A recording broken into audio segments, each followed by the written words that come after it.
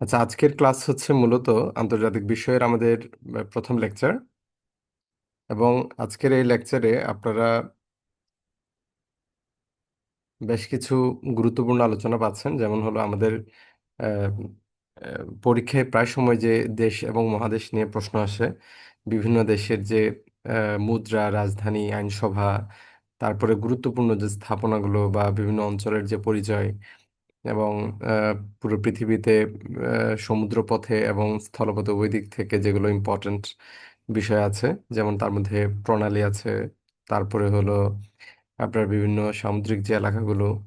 হ্যাঁ, এবং এখানে অনেক সময় কিছু আলোচিত যে অঞ্চলগুলো আছে পৃথিবীতে, সেগুলো নিয়ে অনেক সময় প্রশ্ন আসে, যেমন গাজা কিংবা ফিলিস্তিন, কিংবা যখন যেটা প্রাসঙ্গিক থাকে লিবিয়া। তো এখন বর্তমানে সবচেয়ে প্রাসঙ্গিক হচ্ছে যেমন মার্কিন যুক্তরাষ্ট্রের সাথে যে ইরানের যুদ্ধ। তো যুদ্ধটা কয় তারিখ শুরু হয়, প্রথম কয় তারিখে এই যুদ্ধের ফায়ারটা করা হয়, তারপরে ধরেন এখন যে ডিলটা হতে যাচ্ছে সেই ডিলটার নাম কি বা সেই চুক্তিটার নাম কি, এরকম প্রাসঙ্গিক প্রশ্নগুলোও চলে আসে। সো আমরা শুরু করব একেবারেই প্রথম আলোচনা থেকে, সেটা হচ্ছে পৃথিবীর পরিচয়টা কি অ্যাকচুয়ালি। এখানে অনেকগুলো প্রশ্ন আছে, এগুলো আপনাদেরকে বুঝিয়ে দেওয়ার কিছু নেই। আমি যে বিষয়টা আপনাদেরকে প্রথমেই বলতে চাবো সেটা হলো এই পুরো পৃথিবী সম্পর্কে আমরা আসলে কি জানি। তা আপনারা জানেন এই পৃথিবীটাকে আমরা দুভাগে, মানে দুইভাবে এটাকে আমরা পরিচয় আহ, তুলে ধরতে পারি। একটা হলো এটা সৌরজগতের একটা গ্রহ হিসেবে, এটা একটা পরিচয় আছে।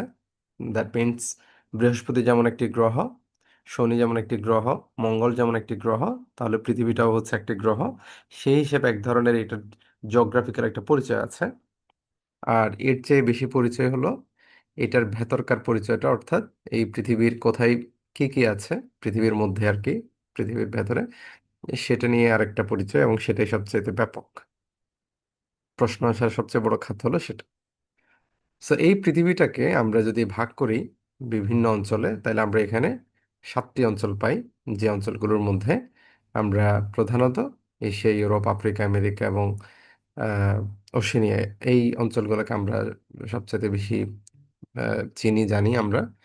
তো এখানে কয়েকটা নোট আপনাদেরকে শেয়ার করা আছে, যেমন অ্যান্টার্কটিকা এবং ওশেনিয়া নিয়ে আমরা অনেকে অস্ট্রেলিয়া মহাদেশ বলি, অনেকে অস্ট্রেলাইশিয়া বলে, যেমন অস্ট্রেলিয়া এবং এশিয়ার কিছু অঞ্চলের যে সংমিশ্রিত এরিয়াটা। আর এর বাইরে আমরা ওশেনিয়া অঞ্চলটা, এই নামটা আমরা দেখতে পাই। বেসিকলি অস্ট্রেলিয়া, নিউজিল্যান্ড, তারপরে ওখানে ছোট ছোট কিছু দেশ আপনারা দেখবেন, যেমন ধরেন আহ, ওই যে সলোমন আইল্যান্ডস বা এই ধরনের ছোট ছোট একেবারেই একেবারে অতি ক্ষুদ্র কতগুলো দ্বীপ আছে সেখানে। তো এই সমস্ত দ্বীপ রাষ্ট্র যেগুলো আছে, এগুলো মিলিয়ে মূলত হচ্ছে ওশেনিয়া। আর একেবারে যদি প্রধান দেশ বলেন, তাহলে দুটি দেশের নাম আমরা দেখতে পাই, একটি হচ্ছে অস্ট্রেলিয়া অ্যান্ড নিউজিল্যান্ড। তারপরে পাপুয়া নিউগিনির একটি অংশ কিন্তু অস্ট্রেলেশিয়া বা অস্ট্রেলিয়াতে পড়ে। এর বাইরে আরো ছোট ছোট কিছু দেশ আছে। আচ্ছা, আর অ্যান্টার্কটিকা হচ্ছে মূলত পৃথিবীতে এই 7টি মহাদেশের মধ্যে একমাত্র মহাদেশ যেটি মানুষ বাস করে না যেখানে, এবং সেখানে আসলে বাস করার মতন অবস্থা নেই, বিকজ অফ এক্সট্রিম কোল্ড। কেমন, এখানে -100 ডিগ্রি কিংবা তার কাছাকাছি যে সেখানকার টেম্পারেচার, সেখানে আসলে মানুষের বসবাস করার অবস্থা নেই। আর বাকিগুলোতে মোটামুটি মানুষের স্বাভাবিক বসতি আছে। তো আপনাদের যদি ম্যাপটা শেয়ার করা হয়, তাহলে বা আপনাদের যদি সামনে যদি ম্যাপ থাকে, তাহলে আপনারা জানবেন মূলত এখানে কোন অঞ্চলটা কি।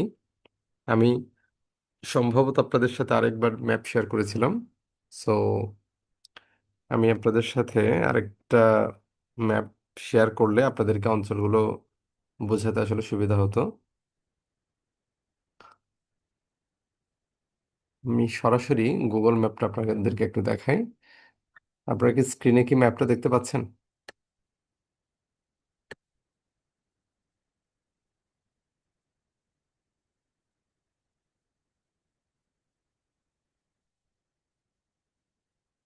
আচ্ছা, স্ক্রিনে ম্যাপটা কেউ দেখতে পাচ্ছেন না, না? ওকে, এখন কি দেখতে পাচ্ছেন? স্ক্রিনে ম্যাপটা কি দেখা যাচ্ছে এখন?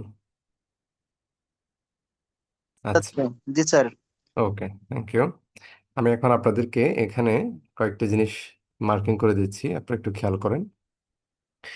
মূলত এই যে আপনারা এখন একটা অঞ্চল দেখতে পাচ্ছেন, বড় একটা অক্ষরে ইন্ডিয়া দেখতে পাচ্ছেন, তার ডান পাশে বাংলাদেশ, এবং বাংলাদেশের ডান পাশে হচ্ছে আরেকটা অঞ্চল মিয়ানমার, ব্র্যাকেটে বার্মা লেখা আছে।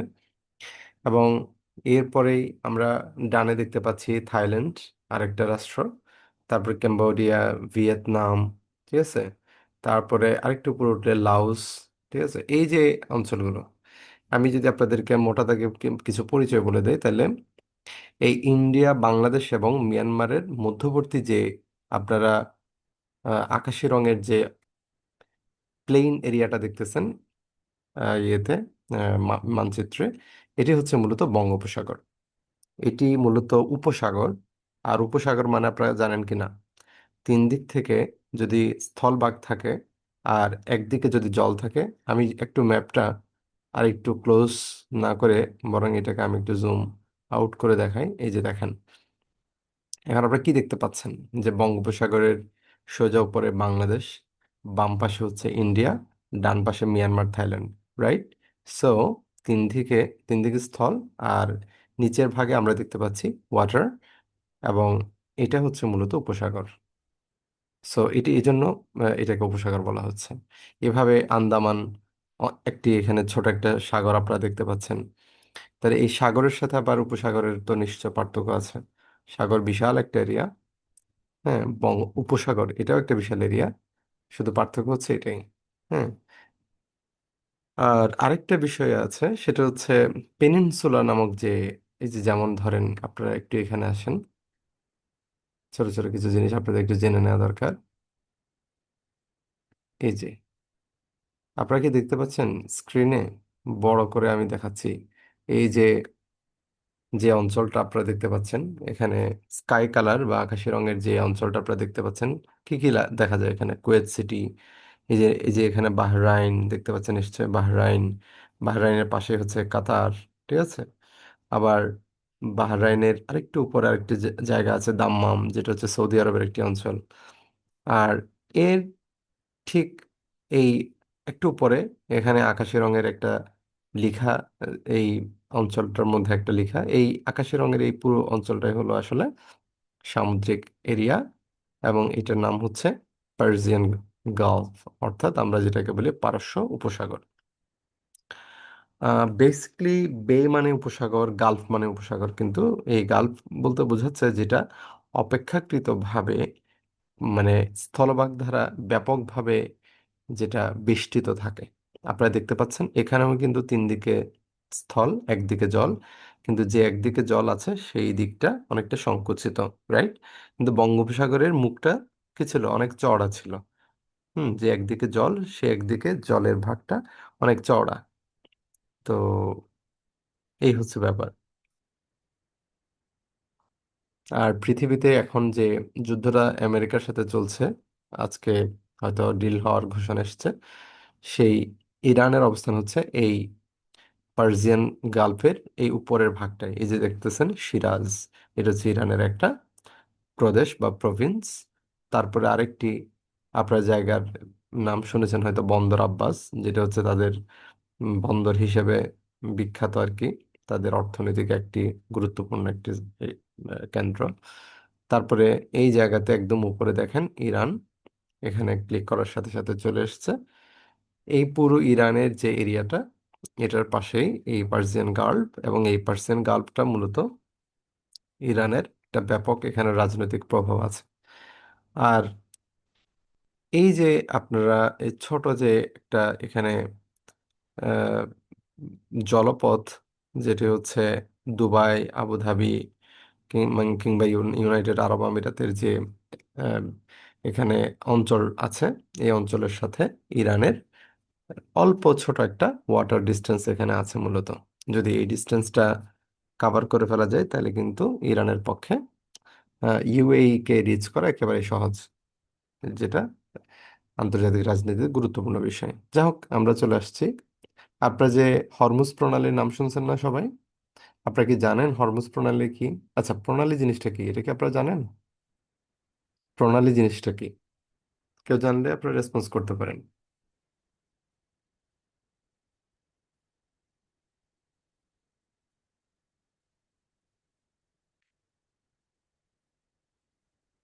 আচ্ছা, একজন মাত্র উত্তর দিয়েছে, সেটা হচ্ছে, আচ্ছা, ও সরি, তার মানে আপনারা জানেন না, এটা বললেন। আচ্ছা, তাহলে আমি একটু বুঝাই বলি। আপনারা যে পরীক্ষায় প্রণালীগুলো পান, এই প্রণালীগুলো আসলে কি। এবার ম্যাপে একটু খেয়াল করেন, দেখি আপনার ম্যাপ দেখে বলেন তো। আমি এই ম্যাপটার মধ্যে যে সংকীর্ণ যে এরিয়াটা, এই যে, হ্যাঁ, ক্যাশম এবং এদিকে রাসাল খাইমা, হ্যাঁ, এই এই জায়গা দিয়ে, যে ছোট যে এখানে আপনার জলপথটা দেখতে পাচ্ছেন, এই জলপথের এক ভাগে, মানে এর ডান পাশে, একটু এখানে চলে আসেন, এখানে কি লেখা আছে দেখেন, গালফ অফ ওমান। যদিও লেখাটা অনেক ছোট, আপনারা যারা মোবাইল ডিভাইস থেকে কানেক্টেড হয়েছেন তাদের জন্য এটা পড়াটা খুব টাফ হয়ে যাবে। গালফ অফ ওমান কেমন। আর এই অঞ্চলটার সাথে আমরা বাম পাশে আরেকটা অঞ্চল দেখতে পাচ্ছি, সেটা হচ্ছে পার্সিয়ান গালফ বা অ্যারাবিয়ান গালফ, পারস্য উপসাগর। তাহলে এই পারস্য উপসাগর, এটা বিশাল একটা ধরেন সমুদ্র এলাকা কেমন। আর এদিকে গালফ অফ ওমান, এটাও হচ্ছে একটা ওমান উপসাগর, এটা হচ্ছে একটা বিশাল আহ, সমুদ্র এলাকা। সেরকম দুটি বিশাল সমুদ্র এলাকা যখন আহ, খুব সরু কোনো একটা জলপথের মাধ্যমে যুক্ত হয়, তখন সেই জলপথটাকে আমরা বলি প্রণালী। মানে বাংলায় আমরা বলি প্রণালী, আর ইংলিশে বলা হয় স্ট্রেইট। সো এটার নাম হচ্ছে দ্য স্ট্রেইট অফ হরমুজ অথবা হরমুজ প্রণালী। অর্থাৎ এই হরমুজ প্রণালীর মাধ্যমে দুটি ওয়াটার বডি বা দুটি জলাধার, মানে বড় জলাধার আর কি, যেগুলো হচ্ছে সমুদ্র, মানে দুটি সমুদ্র যুক্ত হয়েছে। ঠিক আছে, অনেক সময় অনেক বড় নদীও যুক্ত হতে পারে। সো সাধারণত সমুদ্র যুক্ত হয়। তো সেই ওয়াটার বডি বা ওয়াটার চ্যানেল, সেটার নাম হচ্ছে মূলত স্ট্রিট। আর একটা কথা মনে রাখবেন, একটা প্রণালী দুটি সমুদ্রকে যেমন যুক্ত করে, আবার একটা প্রণালী দুটি স্থলপথকে বা দুটি দেশকে বা দুটি অঞ্চলকে পৃথক করে দেয়। যেমন ধরেন, এই যে বন্দর আব্বাসের নিচে, এই যে বন্দর আব্বাসের নিচের যে এরিয়াটা, এই এরিয়াটা তো একেবারে সরু। ধরেন এখানে যদি এই ওয়াটার বডিটা বা এই চ্যানেলটা যদি না থাকতো, এখানে যদি ধরেন স্থলভাগ যদি থাকতো, বা কেউ যদি এখানে যদি স্থলভাগ সম্প্রসারণ করত, তাহলে কিন্তু এটা বন্ধ হয়ে যেত। অর্থাৎ সমুদ্রের সংযোগ রেখাটা বন্ধ হয়ে যেত, এবং এই স্থলভাগের মধ্যে একটা সংযোগ গড়ে উঠতো। তাহলে প্রণালী কি করে? সমুদ্রের ক্ষেত্রে সংযোগ সৃষ্টি করে, আর দুটি দেশের ক্ষেত্রে কি করে? পৃথক মানে পৃথকীকরণ করে। ঠিক আছে। অর্থাৎ আহ একটা প্রশ্ন আসছে কি, প্রণালীতে স্বাভাবিকভাবে আচ্ছা, প্রণালীতে আসলে কতটুকু দূরত্ব মেনটেন করতে হবে, এটা একেবারে স্পেসিফিক কোনো বাধ্যবাধকতা নেই। সাধারণত প্রণালী হলো সেটাই, যেটা দুটি দেশকে বা দুটি স্থলভাগকে পৃথক করে দেয়, আর দুটি সমুদ্রকে এক করে দেয় বা সংযোগ করে দেয়। সেটাই হচ্ছে মূলত প্রণালী। ওকে। আচ্ছা, এবার চলে আসেন তাহলে, পরীক্ষায় যদি আপনাদের প্রশ্ন আসে, তাহলে হরমুজ প্রণালী কোন দুটি জলপথকে বা কোন দুটি জলভাগকে সংযুক্ত করেছে, তখন আপনার পরীক্ষায় কি লিখবেন? ওমান উপসাগর এবং পারস্য উপসাগর। আর কোন দুটি দেশকে পৃথক করেছে, তখন বলবেন ইরান এবং আহ, ইউনাইটেড আরব আমিরাত বা সংযুক্ত আরব আমিরাত। এভাবে আমরা আরো কয়েকটা প্রণালী আমরা দেখব। প্রণালী দেখতে দেখতে আমাদের পুরো পৃথিবীর লোকেশনটাও আমাদের কাছে ক্লিয়ার হয়ে যাবে। আচ্ছা, আরেকটা এবার অঞ্চল আপনাদেরকে নিয়ে যাব। দেখি আপনারা এখানে একটু আমাকে বলেন তো, এখানে লোহিত সাগর কোথায়? ম্যাপে আপনারা বলতে পারেন কিনা একটু দেখি।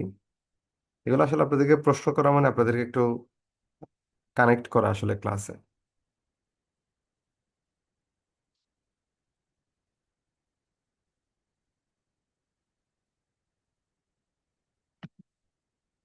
আচ্ছা, কারো যেহেতু কোনো উত্তর নেই, তাহলে আমি একটু বলে দিচ্ছি। মূলত প্রণালীর ক্ষেত্রে আরেকটা গুরুত্বপূর্ণ স্থান আছে।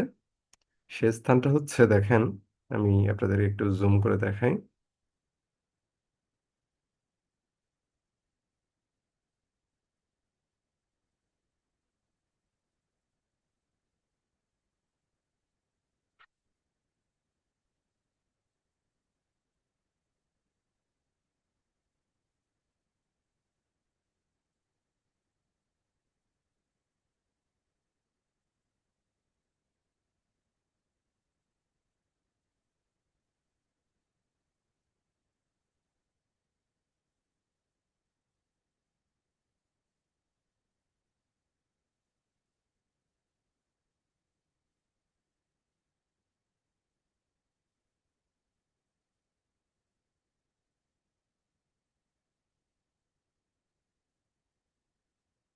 আচ্ছা, এখন কি আপনারা কি দেখতে পাচ্ছেন?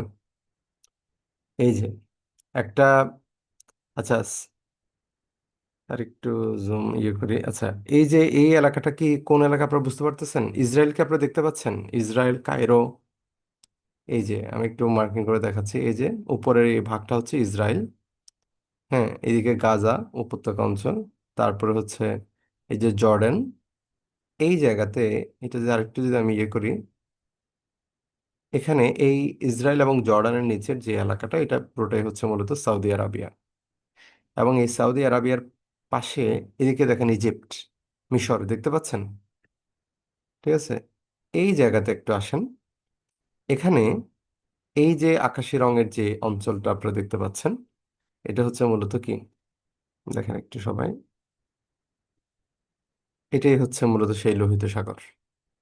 এই যে একেবারে কায়রোর ওখান থেকে স্টার্ট করে এই যে এখান পর্যন্ত, দেখেন নিচে কতটুক দেখেন। এই যে নিচে একেবারে এই যে সানা, সানা মানে হলো ইয়েমেনের রাজধানী, কেমন? আর একটা ছোট দেশ আছে না আফ্রিকায়, জিবুতি, এই যে জিবুতি, এটা হচ্ছে সেই জিবুতি। তাহলে এই জিবুতি এবং সানা পর্যন্ত এই পুরো বিশাল অঞ্চলটা, এই যে এই পুরো বিশাল অঞ্চলটা, এটা হচ্ছে লোহিত সাগর। আবার এই লোহিত সাগরটা কি করছে দেখেন, লোহিত সাগরটা যুক্ত হয়েছে কার সাথে? Gulf of Aden. আপনি এখানে দেখতে পাচ্ছেন একটা এডেন নামক একটা কি এলাকা আছে। ঠিক আছে, এই এটার নামেই মূলত এই এডেনটা হচ্ছে মূলত ইয়েমেনের, মানে ইয়েমেন নামক যে দেশটি আপনারা চেনেন, এই দেশেরই হচ্ছে একটা শহর বা একটা স্থান। তো সেই এডেনের নামেই মূলত এই উপসাগরটির নামকরণ করা হয়েছে, এইডেন উপসাগর। এবং এই এইডেন উপসাগরটা যদি আপনারা কানেক্ট করেন এই লোহিত সাগরের সাথে, তাহলে এই যে মাঝখানে দেখেন এই যে আসাব, জিবুতির উপর দিয়ে দেখেন এই অঞ্চলটা, সরু একটা অঞ্চল আছে। এই যে সরু একটা অঞ্চল, আশা করি আপনারা সবাই এখন দেখতে পাচ্ছেন এই সরু অঞ্চলটা। এটা এখন জুম করলে অনেক বড় হয়ে যাচ্ছে, দেখছেন? এটাই হচ্ছে সেই কাঙ্ক্ষিত বাবাল মানদেব প্রণালী। আপনারা দেখতে পাচ্ছেন স্ক্রিনে বাবাল মানদেব? একটু কাইন্ডলি রেসপন্স করবেন। এই যে বাবাল মানদেব প্রণালীটা আপনারা কি দেখতে পাচ্ছেন সবাই? এটাই হচ্ছে সেই বাবাল মানদেব প্রণালী। বাংলা যেটাকে বাবেল মানদেব লিখে, মানে সাধারণ জ্ঞান বইগুলোতে লিখে বাবেল মানদেব, এটা আসলে বাবেল বা বাইবেল এই ধরনের কিছুই না। এটা হচ্ছে মূলত বাব আল। এখানে কিন্তু ইংলিশে লেখার সময় প্রপারলি লিখছে বাব আল মানদেব স্ট্রেইট, বা বাব আল মানদেব প্রণালী। তাহলে এখন সবাই বলেন তো আমাকে, যারা ক্লাসটা করছেন, এই বাব আল মানদেব প্রণালী কাকে যুক্ত করেছে? এখন তো আপনাদের পারার কথা। আচ্ছা, পৃথক কাকে করছে? কোন দুটি দেশকে? এই পাশে কোন দেশ আছে বললাম? উপরে ইয়েমেন। আর এই পাশে কোন দেশ বললাম? জিবুতি। তাহলে পৃথক কাকে করছে? এটা তো সবাই পারতেছেন তাহলে। হ্যাঁ, আমি আবার ওভারভিউ দেখাচ্ছি। এই যে দেখেন জিবুতি, আর এইদিকে আছে ইয়েমেন, দেখতে পাচ্ছেন? এই যে সানা, ইয়েমেন। তাহলে দেখেন কোন দুইটা দেশ ক্লোজলি একটু দেখেন তো, এই যে ইয়েমেন আর জিবুতি, দেখতে পাচ্ছেন? এই যে ইয়েমেন, আর এদিকে হচ্ছে কি জিবুতি। তাহলে বাবাল মানদেব কোন দুটি দেশকে পৃথক করেছে? ইয়েমেন এবং জিবুতিকে। আর যুক্ত করেছে কোন দুটি দেশকে? এই বাব আল মানদেব প্রণালী কোন দুটি দেশকে যুক্ত করেছে? একটি হচ্ছে গালফ অফ এইডেন এবং আরেকটি হচ্ছে রেড সি বা লোহিত সাগর। আপনার যেটাকে বাংলায় লোহিত সাগর বলেন, ইংলিশ এটাকে রেড সি বলে আর কি। সো একটা হচ্ছে রেড সি, আর একটা হচ্ছে গালফ অফ এডেন অথবা এডেন উপসাগর। এই দুটি সাগরকে তাহলে কোন চ্যানেল যুক্ত করেছে, কিংবা কোন প্রণালী যুক্ত করেছে? আমি বুঝতে পারছেন সবাই? বাব আল মানদেব প্রণালী যুক্ত করেছে। এবার সেকেন্ড আরেকটা প্রশ্ন চলে যায়। আপনারা তো আসলে রেসপন্স করেন, আপনাদের রেসপন্স পেলে একটু ভালো লাগতো। আপনারা বুঝেন বা না বুঝেন, অন্তত পক্ষে রেসপন্স করা উচিত। সেটা হচ্ছে, আপনারা কি সুয়েজ খালের নাম শুনেছেন? কাইন্ডলি একটু বলবেন, দয়া করে নীরব থাকবেন না। সুয়েজ খালের কি নাম শুনেছেন কিনা? আচ্ছা, তো আপনারা তাইলে, ওকে, থ্যাংক ইউ যারা রেসপন্স করছেন। সুয়েজ খালটা আসলে কি? এটা কিন্তু আপনারা জানেন কিনা জানি না, পৃথিবীতে যে কয়েকটা মানুষের খননকৃত, মানে কৃত্রিম খাল আছে, অর্থাৎ ন্যাচারালি ক্রিয়েট হয় নাই, এগুলো মানুষই মূলত এগুলো তৈরি করছে, অনেক কষ্ট করে সাধনা করে, মানে তাদের শারীরিক পরিশ্রম করে তাদের এই খালগুলো খনন করা লাগছে, যেমন পানামা ক্যানালের নাম শুনছেন কিনা জানি না, পানামা খাল। এটা একটা গুরুত্বপূর্ণ খাল, যেটা হচ্ছে আমেরিকার অর্থনীতির জন্য ইম্পর্ট্যান্ট। তারপর একই রকম করে আরেকটি খাল এরকম, সেটার নাম হচ্ছে সুয়েজ ক্যানাল বা সুয়েজ খাল, যেটা 1956-এ মিশরের অধীনে তারা এটা ইয়ে করে, 1956 সালে এই খালটা। তো মূলত এইটার ভূমিকাটা কি? আপনারা এখন দেখতে পাচ্ছেন এখানে কিন্তু কোনো খালের অস্তিত্ব নাই, কারণ এখানে যেগুলো সামুদ্রিক অঞ্চল সেগুলো কিন্তু আপনার স্কাই কালারের একটা এখানে এরিয়া দেখা যাচ্ছে ম্যাপে। তো এখানে উপরে দেখেন এই গালফ অফ সুয়েজ দেখছেন। গালফ অফ সুয়েজটা আই ডোন্ট নো, এটা স্ক্রিনে আসলে আপনাদের মোবাইল স্ক্রিনে কতটুকু দেখা যাচ্ছে, আমি তো ল্যাপটপ থেকে ক্লাস নিচ্ছি। এটা হচ্ছে মূলত এই সুয়েজ খালকে কেন্দ্র করে এই যে একটা জলভাগ এখানে গড়ে উঠেছে, এটার নাম দেওয়া হয়েছে মূলত সুয়েজ উপসাগর। ঠিক আছে। আচ্ছা, এরপর আসেন এখানে, এদিকেও ছোট্ট একটা লাইন দেখতে পাচ্ছেন, সিংহের মতো একটা, এদিকে হাতের বাম পাশে আর একটা ডান পাশে দেখতেছেন। হাতের ডান পাশে এটা হচ্ছে আকাবা। হ্যাঁ, গালফ অফ আকাবা, তার মানে এখানেও কিন্তু ছোট একটা কি, ছোটখাটো একটা বিশাল, যদি এখানে ম্যাপে ছোট মনে হচ্ছে, যে বাস্তবে এগুলো এক একটা আসলে অনেক বড় একটা সামুদ্রিক এলাকা। এই আকাবাটা অ্যাকচুয়ালি কোথাকার অঞ্চল আপনারা তো জানেন নিশ্চয়। আহ, খুব ইসরায়েলের কাছাকাছি, এই যে এটা হচ্ছে ইসরায়েল বর্ডার, ইসরায়েলের খুব কাছাকাছি হচ্ছে জর্ডানের আহ, মানে রাষ্ট্র গঠিত, মানে রাষ্ট্রের অবস্থান। তো জর্ডানেরই হচ্ছে মূলত একটা শহর বা একটা, আপনারা বলতে পারেন সমুদ্র তীরবর্তী একটি তাদের এরিয়া হচ্ছে আকাবা। কেমন? তো এটাই হচ্ছে সেই মূলত স্থানটি আকাবা। ঠিক আছে, জর্ডান। আচ্ছা, আর এই ইসরায়েলের যে এই পাশটা আপনারা দেখতে পাচ্ছেন, এটা মূলত মোস্টলি এটা ইজিপ্ট বা মিশরের অন্তর্গত এরিয়া। আর এমনকি ইসরায়েল আহ, এই মিশরেরও কিন্তু কিছু অঞ্চল দখল করে নিয়েছিল। আই ডোন্ট নো আপনারা এটা জানেন কিনা। এবং আপনারা জানেন 1967 সালে ইসরায়েলের সাথে আরবদের যুদ্ধ হয়েছিল, 73-এ যুদ্ধ হয়েছিল। তো এই যুদ্ধের ফলাফল হিসেবে ইসরায়েল কিন্তু তাদের আশপাশে আরো ব্যাপক সম্প্রসারণ করেছিল। এবং খুব ইন্টারেস্টিংলি সমগ্র আরব একসাথে যুদ্ধ করার পরেও কিন্তু ইসরায়েলের সাথে আসলে পেরে ওঠেনি। যাক, এগুলো অন্যদিকে চলে যাবে আলাপ। আপাতত আলোচনা আমরা মূল ট্র্যাকে থাকি। তো যে এই যে আপনারা এখন দেখতে পাচ্ছেন যে সুয়েজ ক্যানাল বা সুয়েজ খাল, এটা এখানে যদি আমি জুম করি, তখন আপনারা এটা হয়তো কিছুটা দেখবেন, আদারওয়াইজ এটা বুঝতে পারবেন না। আমি এই জন্য একটু জুম করে আপনাদেরকে দেখাচ্ছি।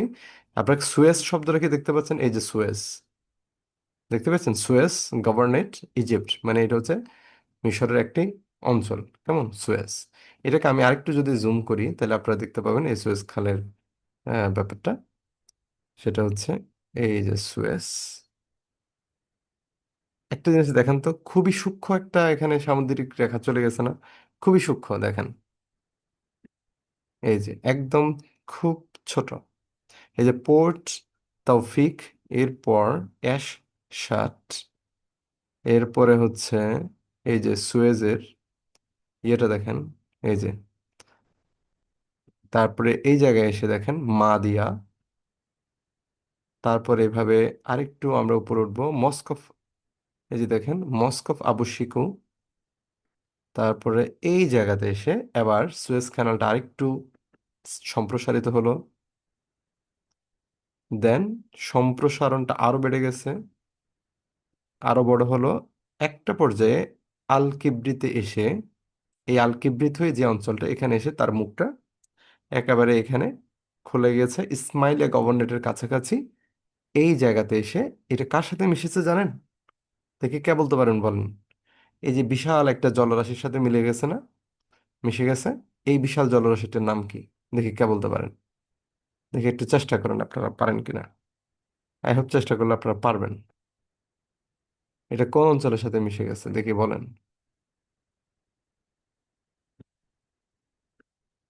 এই যে এখানে লেখা আছে কিন্তু গ্রেট বিটার লেক। বিটার মানে কি? তেতো। ঠিক আছে, তিক্ত। তাহলে গ্রেট বিটার লেকের সাথে মিশে গেছে, তাই না? এরপরে কি হলো দেখেন এবার, এই ক্যানালটা দিয়ে, এদিকে এই ক্যানালটা দিয়ে আবার সামনে আসলো, এভাবে এগোতে এগোতে একটা পর্যায়ে দেখেন এই ছোট ছোট রেখা যেগুলো দেখতে পাচ্ছেন, এই রেখা হয়ে, এই যে এই রেখা হয়ে, লুক এট দিস, পোর্ট ফাওদ বা ফাওয়াদ, এখানে ছোট একটা বন্দর আছে, এই বন্দরটা হয়ে একেবারে পোর্ট সাইদ। আপনি জানেন মিশরের বিখ্যাত একটা বন্দর যেটার নাম হচ্ছে পোর্ট সাইদ, ঠিক আছে? এই পোর্ট সাইদ বিমানবন্দর, সরি, সমুদ্র বন্দর হয়ে তার পার্শ্ববর্তী এরিয়া হয়ে কোথায় অবশেষে কোথায় আসে বলেন তো? এই যে বিশাল সমুদ্র রাশিতে এসে পড়ে। এটা কি জানেন কেউ? আপনি তো কমেন্ট করছেন দেখি, কয়েকজনে কি কি কমেন্ট করছেন দেখি। গ্রেট বিটার লেক লেখা আছে স্যার, ওকে আচ্ছা।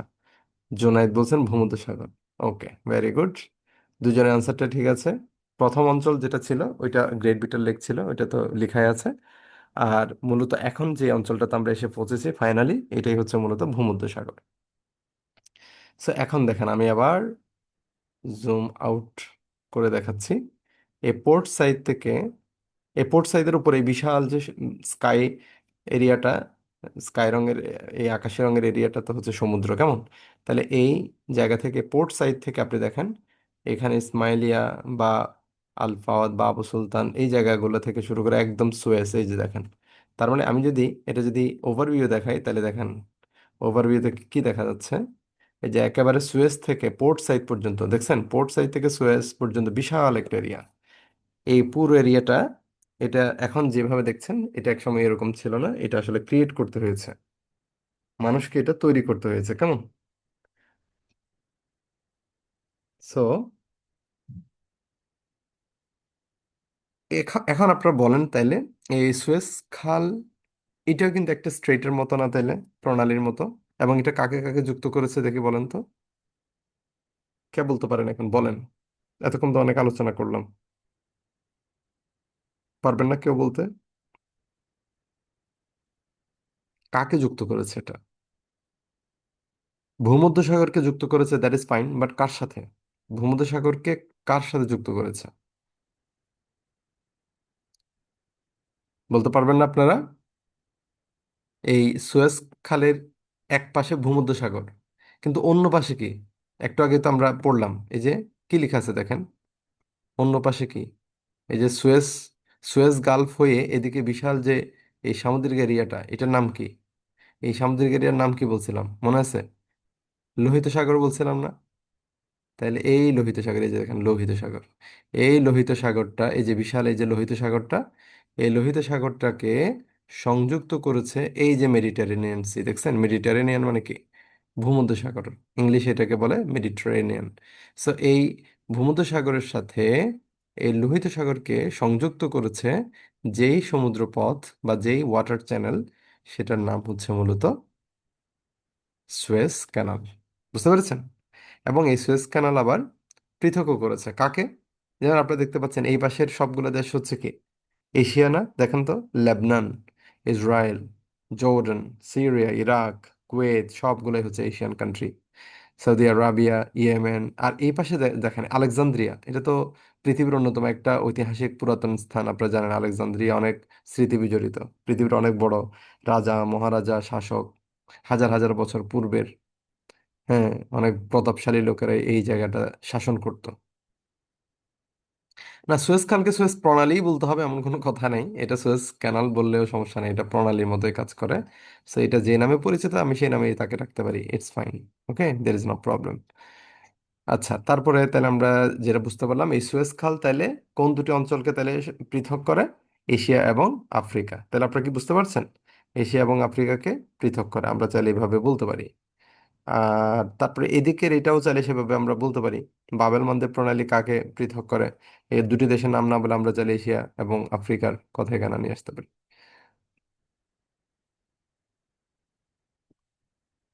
ওকে, এবার আপনাদেরকে আরেকটা জিনিস আমি দেখাবো, সেটা হচ্ছে, দেখতে পাচ্ছেন এখানে শ্রীলঙ্কা দেখতে পাচ্ছেন, কিন্তু শ্রীলঙ্কা এটা কি আরেকটা দেশে, আরেকটা স্থলভাগের সাথে যুক্ত নাকি একটু বিচ্ছিন্ন দেখেন তো? উপরের ভাগটাতে কি কি আছে? তামিলনাড়ু, তার মানে বুঝতে পারতেছেন এটা ইন্ডিয়ার পার্ট। এই যে চেন্নাই, ইন্ডিয়ার পার্ট, কেরালা, ইন্ডিয়ার পার্ট, বেঙ্গালুরু, ইন্ডিয়ার পার্ট, কেমন? সো এই সমস্ত দেশগুলা, এগুলোর সাথে এই শ্রীলঙ্কা পৃথক হয়েছে একটা, মাঝখানে কিন্তু ওয়াটার চ্যানেল আছে। এখন কে বলতে পারেন এই ওয়াটার চ্যানেলের নাম? দেখেন, আপনারা আগে পড়ছেন কিনা জানেন, এই দেখছেন শ্রীলঙ্কার বিখ্যাত একটা দ্বীপ আছে না, জাফনা দ্বীপ, এটা এখানে দেখা যাচ্ছে। আপনারা কি পক প্রণালীর নাম শুনছেন? এই যে আমি আপনাদেরকে দেখাচ্ছি, এখানে দেখেন, এই যে পক স্ট্রেইট, দেখতে পেয়েছেন? স্ক্রিনে কিন্তু একটু একটু দেখা যাচ্ছে, এগুলো যদি লেখাগুলো আসলে অনেক ছোট, বাট আপনি একটু খেয়াল করলে বুঝবেন। হুম, পক প্রণালী পাইছেন? পক স্ট্রেইট দেখতে পাচ্ছেন, ইংলিশে লেখা আছে পক স্ট্রেইট। এরপর আবার দেখবেন ওই যে যেটা হচ্ছে আপনার জাফনা দ্বীপের একটু উপরে, হ্যাঁ, মানে শ্রীলঙ্কার যে উপরে কয়েকটা ছোট ছোট দ্বীপ দেখতে পাচ্ছেন না, ওখানে দেখেন পক বে, এই লেখাগুলো খুবই ছোট, যদি দেখা যায় আমাকে অন্তত ইয়েস নো জানাবেন আর কি। পক বে, তার মানে এটা ছোট একটা উপসাগরের মতো, এখানে একটা ওয়াটার রিজিয়ন আছে, এটার নাম হচ্ছে পক উপসাগর বা পক বে। আর উপরেরটা, এটা হচ্ছে স্ট্রেইট, পক প্রণালী। তো আমরা এই পক প্রণালীর মাধ্যমে তাহলে কি পেলাম? দুটি অঞ্চলকে, দুটি দেশকে বিচ্ছিন্ন করেছে, এবং সেই দুটি দেশ হচ্ছে শ্রীলঙ্কা অ্যান্ড ইন্ডিয়া। আরেকটু নিচে দেখেন এখানে গালফ অফ ম্যানার। এই গালফ অফ ম্যানারটার কাজ কি আসলে? এটার কাজ হচ্ছে, এটা আসলে ম্যানার না বলে এটাকে আমরা বলি মানার, ঠিক আছে? হয়তো লোকালি মান্নারও বলতে পারে, I am not sure, but আমরা এমনিতে ইংলিশে বললে আমরা মানার দ্বীপ বলতে পারি আর কি, সরি মানার উপসাগর বলতে পারি। এই মানার উপসাগর হচ্ছে এটা, যে দুই পাশে বা তিন পাশে আপনি দেখতে পাচ্ছেন এখানে শ্রীলঙ্কান এরিয়া, এবং মাঝখানের এই ওয়াটার বডি, এটা হচ্ছে মান্নার।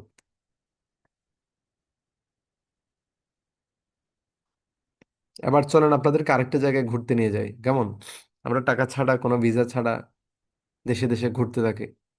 আপনাদের কি এই দেশে দেশে ঘোরার ব্যাপারটা, শুকনা শুকনা ঘোরাঘুরি, এটাকে বিরক্ত লাগতেছে কিনা আমি জানি না। আমার আবার মানচিত্র পড়তে খুব ভালো লাগতো আপনাদের মতো, যখন প্রিপারেশন নিচ্ছিলাম আমি ম্যাক্সিমাম ম্যাপ দেখে দেখে পড়তাম, যে কারণে আমার আন্তর্জাতিক বিষয়াবলী মোটামুটি ভালোই লাগতো, কঠিন লাগতো না। আমার ঝামেলা লাগতো সবচেয়ে বেশি ফিজিক্স। যেমন এখানে দেখেন আহ আন্দামান সি কি দেখতে পাচ্ছেন আপনারা?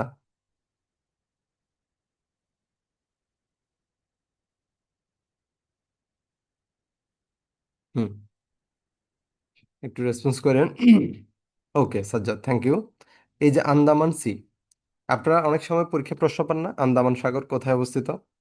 আজকে প্রথম দেখে নেন এটা, এই যে আন্দামান সিটা কোথায়। আপনারা দেখতে পাচ্ছেন বে অফ বেঙ্গলটা, খুব ছোট করে এখানে দেওয়া আছে বে অফ বেঙ্গল। অর্থাৎ আপনি দেখেন এই বঙ্গোপসাগরের যে এরিয়াটা, তার অপর পাশে এই মাঝখানে ছোট একটা কিন্তু ল্যান্ড এরিয়া দেখতে পাচ্ছেন না, এটাই হচ্ছে সেই বিখ্যাত আন্দামান দ্বীপপুঞ্জ। আচ্ছা, আপনার কি আন্দামানের নিকোবর দ্বীপপুঞ্জ কোথায়, এই প্রশ্নটা কখনো দেখেছেন? এটা কিন্তু অনেকবার এসেছে চাকরির পরীক্ষায়। আন্দামান এবং নিকোবর দ্বীপপুঞ্জ, মূলত এখানে হ্যাঁ হ্যাঁ হ্যাঁ, এটা পুরাতন সময়ে হয়তো অনেকেই নির্বাসনে যেতে হতো।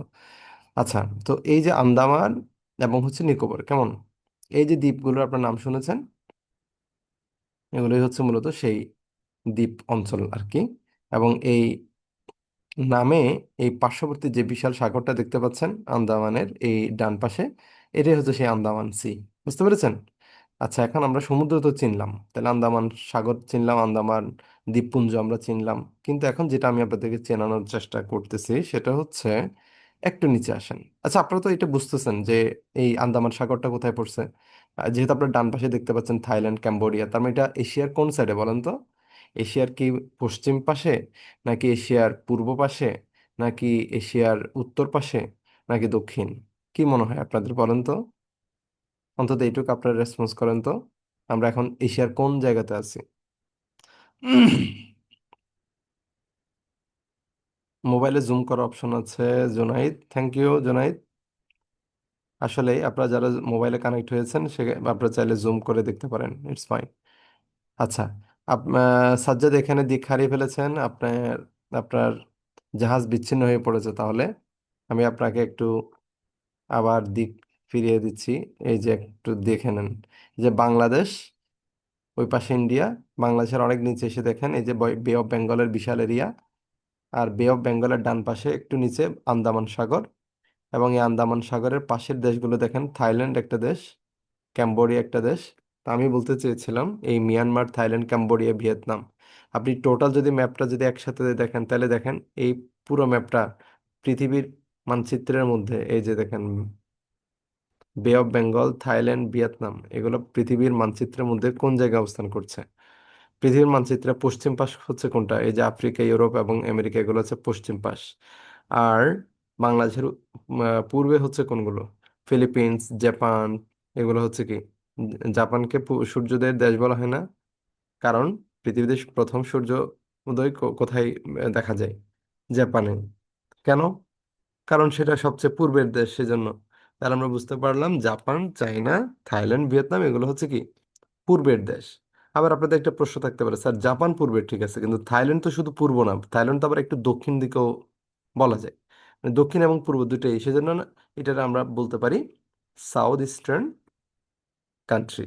মানে এশিয়ার মধ্যে সাউথ ইস্টার্ন যে কান্ট্রিগুলো আছে, মানে দক্ষিণ পূর্বে যে দেশগুলো, মানে যে দেশগুলো এশিয়ার দক্ষিণে এবং পূর্বে, মানে দক্ষিণ পূর্ব ভাগে যেগুলো অবস্থিত, এই দেশগুলোকে সাউথ ইস্টার্ন বলে আর কি। আপনারা কি আসিয়ানের নাম শুনছেন? ASEAN, আসিয়ানভুক্ত দেশ 10টা, পরীক্ষায় আসে। বলেন তো, যারা যারা নামটা শুনছেন অন্তত বলেন প্লিজ, ইয়েস নো হইলেও বলেন। আপনার আসিয়ানভুক্ত যে 10টা দেশ আছে, এই তথ্যটা কি জানেন কিনা?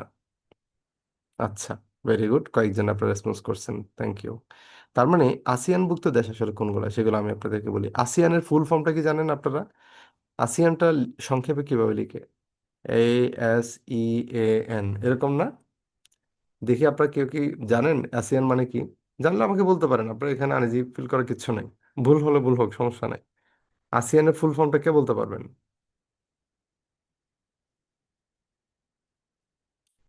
একজন রিপ্লাই করছেন মনে হয়, আচ্ছা, মনে পড়ছে না, আচ্ছা আমি মনে করে দিচ্ছি, সমস্যা নাই। অ্যাসোসিয়েশন অফ সাউথ ইস্টার্ন, দেখেন আসিয়ানের মধ্যে এত অ্যাসোসিয়েশন। আর SE, যেটা এই SE মানে হলো সাউথ ইস্টার্ন বা সাউথ ইস্ট। এরপরে AS, EAN, লাস্টে AN মানে হলো এশিয়ান নেশনস। তাইলে এখানে সাউথ ইস্ট কেন বলতেছে? কারণ এই দেশগুলো দক্ষিণ পূর্ব ভাগে অবস্থিত। এবার এই দেশগুলোর মধ্যে কি কি আছে? আপনারা এই আসিয়ান ভুক্ত দেশগুলো মনে রাখার জন্য একটা টেকনিক আছে না, যে MTVতে ফিল্ম দেখলে BCS হয় না? আপনারা কি দেখছেন এটা? এটা মনে হয় রিডজি ক্যারিয়ার কোনো একটা ইয়ে দেওয়া হয়েছিল, মনে হয় রিডজি ক্যারিয়ার থেকে এরকম একটা পোস্ট আমার চোখে পড়ছে। সো আপনারা কি এই শর্টকাট যদি না জেনে থাকেন তাহলে আপনারা এটা মুখস্থ রাখতে পারেন, আমার সাথে এখনই পড়ে নিতে পারেন। সেটা হচ্ছে MTVতে ফিল্ম দেখলে BCS হয় না, কেমন? এখানে MTV মানে হচ্ছে মিয়ানমার, এই যে দেশগুলো আপনি মিলাই নেন, ঠিক আছে? এবার আমি যদি জুম করি তাহলে এখানে এই যে মিয়ানমার, MTV, টি বলতে কি বোঝায় বলেন তো? থাইল্যান্ড। তারপরে ভি, ভি মানে কি? ভিয়েতনাম। তাহলে তিনটা গেল। MTVতে ফিল্ম দেখলে, ফিল্মের F মানে কি? ফিলিপিন্স। এই যে দেখেন ফিলিপিন্স, হ্যাঁ, অনেক পূর্বে ফিলিপিন্স। তারপরে ফিল্ম দেখলে, রাইট? আচ্ছা, আই, আই দিয়ে আমরা কি বলতে পারি? আই দিয়ে আমরা বলতে পারি ইন্দোনেশিয়া। ইন্দোনেশিয়া এখানে আপনারা এই যে মালয়েশিয়ার নিচে যে অঞ্চলটা দেখতেছেন, এটা হচ্ছে ইন্দোনেশিয়া, এই যে দেখছেন ইন্দোনেশিয়া। তারপরে এল, এম, এল দিয়ে হচ্ছে লাওস। আর এম, এম দিয়ে একবার আমরা কি মিয়ানমার বলছিলাম? যদি একবার বলে থাকি তাহলে আরেকটা এম দিয়ে মালয়েশিয়া। তাহলে ফিল্ম দেখলে BCS হয় না, বি। আচ্ছা, বি দিয়ে কি? এখানে আরেকটা দেশ আছে আপনারা জানেন, বাহরাইন, ঠিক আছে? তো এই বাহরাইনের যে অবস্থান সেটা হয়তো আর একটু জুম করলে আপনারা দেখবেন।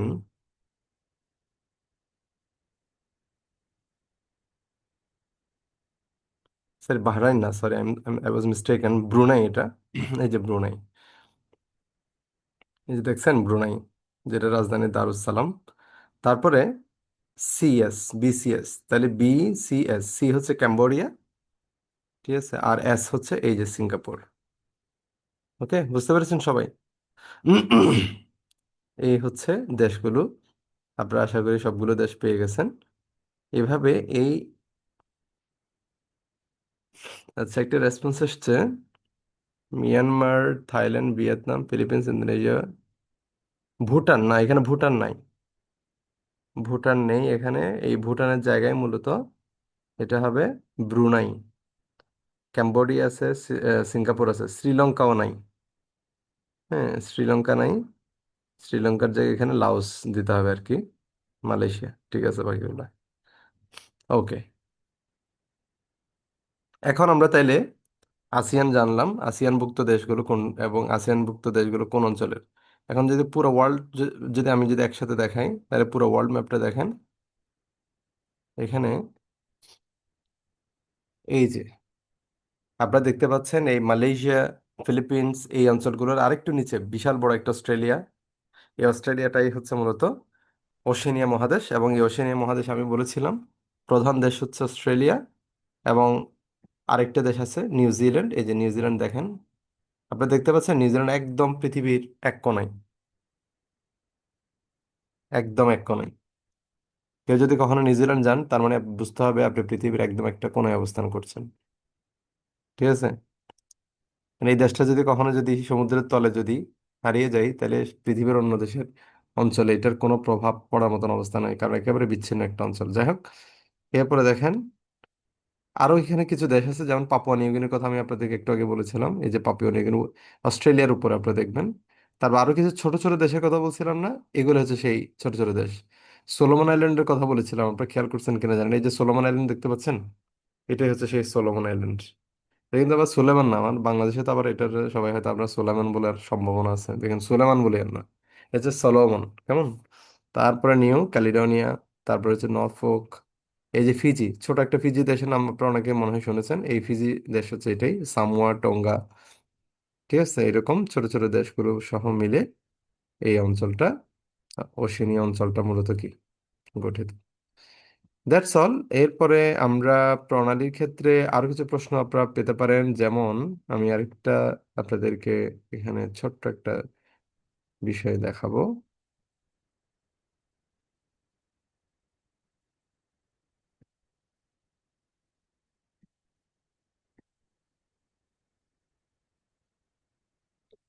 দেখতেছেন আপনারা সবাই? এই যে সিঙ্গাপুর স্ট্রেইট, মানে সিঙ্গাপুর প্রণালী। এই প্রণালীটা উপরে হচ্ছে সিঙ্গাপুর, আর এই নিচের যে অঞ্চলটা দেখেন একটু প্লিজ, এই নিচের এই বিশাল অঞ্চলটা, এটা ছোট ছোট এখানে অনেকগুলো দ্বীপ দেখতেছেন। আপনারা জানেন পৃথিবীতে সবচেয়ে বেশি দ্বীপ আছে হচ্ছে ইন্দোনেশিয়ার। ইন্দোনেশিয়ার অনেক দ্বীপ, কিন্তু শত শত হাজার হাজার দ্বীপ। এই অঞ্চলটাকে বিভক্ত করেছে সিঙ্গাপুরের সাথে ইন্দোনেশিয়ার এই অঞ্চলটাকে, এই সিঙ্গাপুর প্রণালী।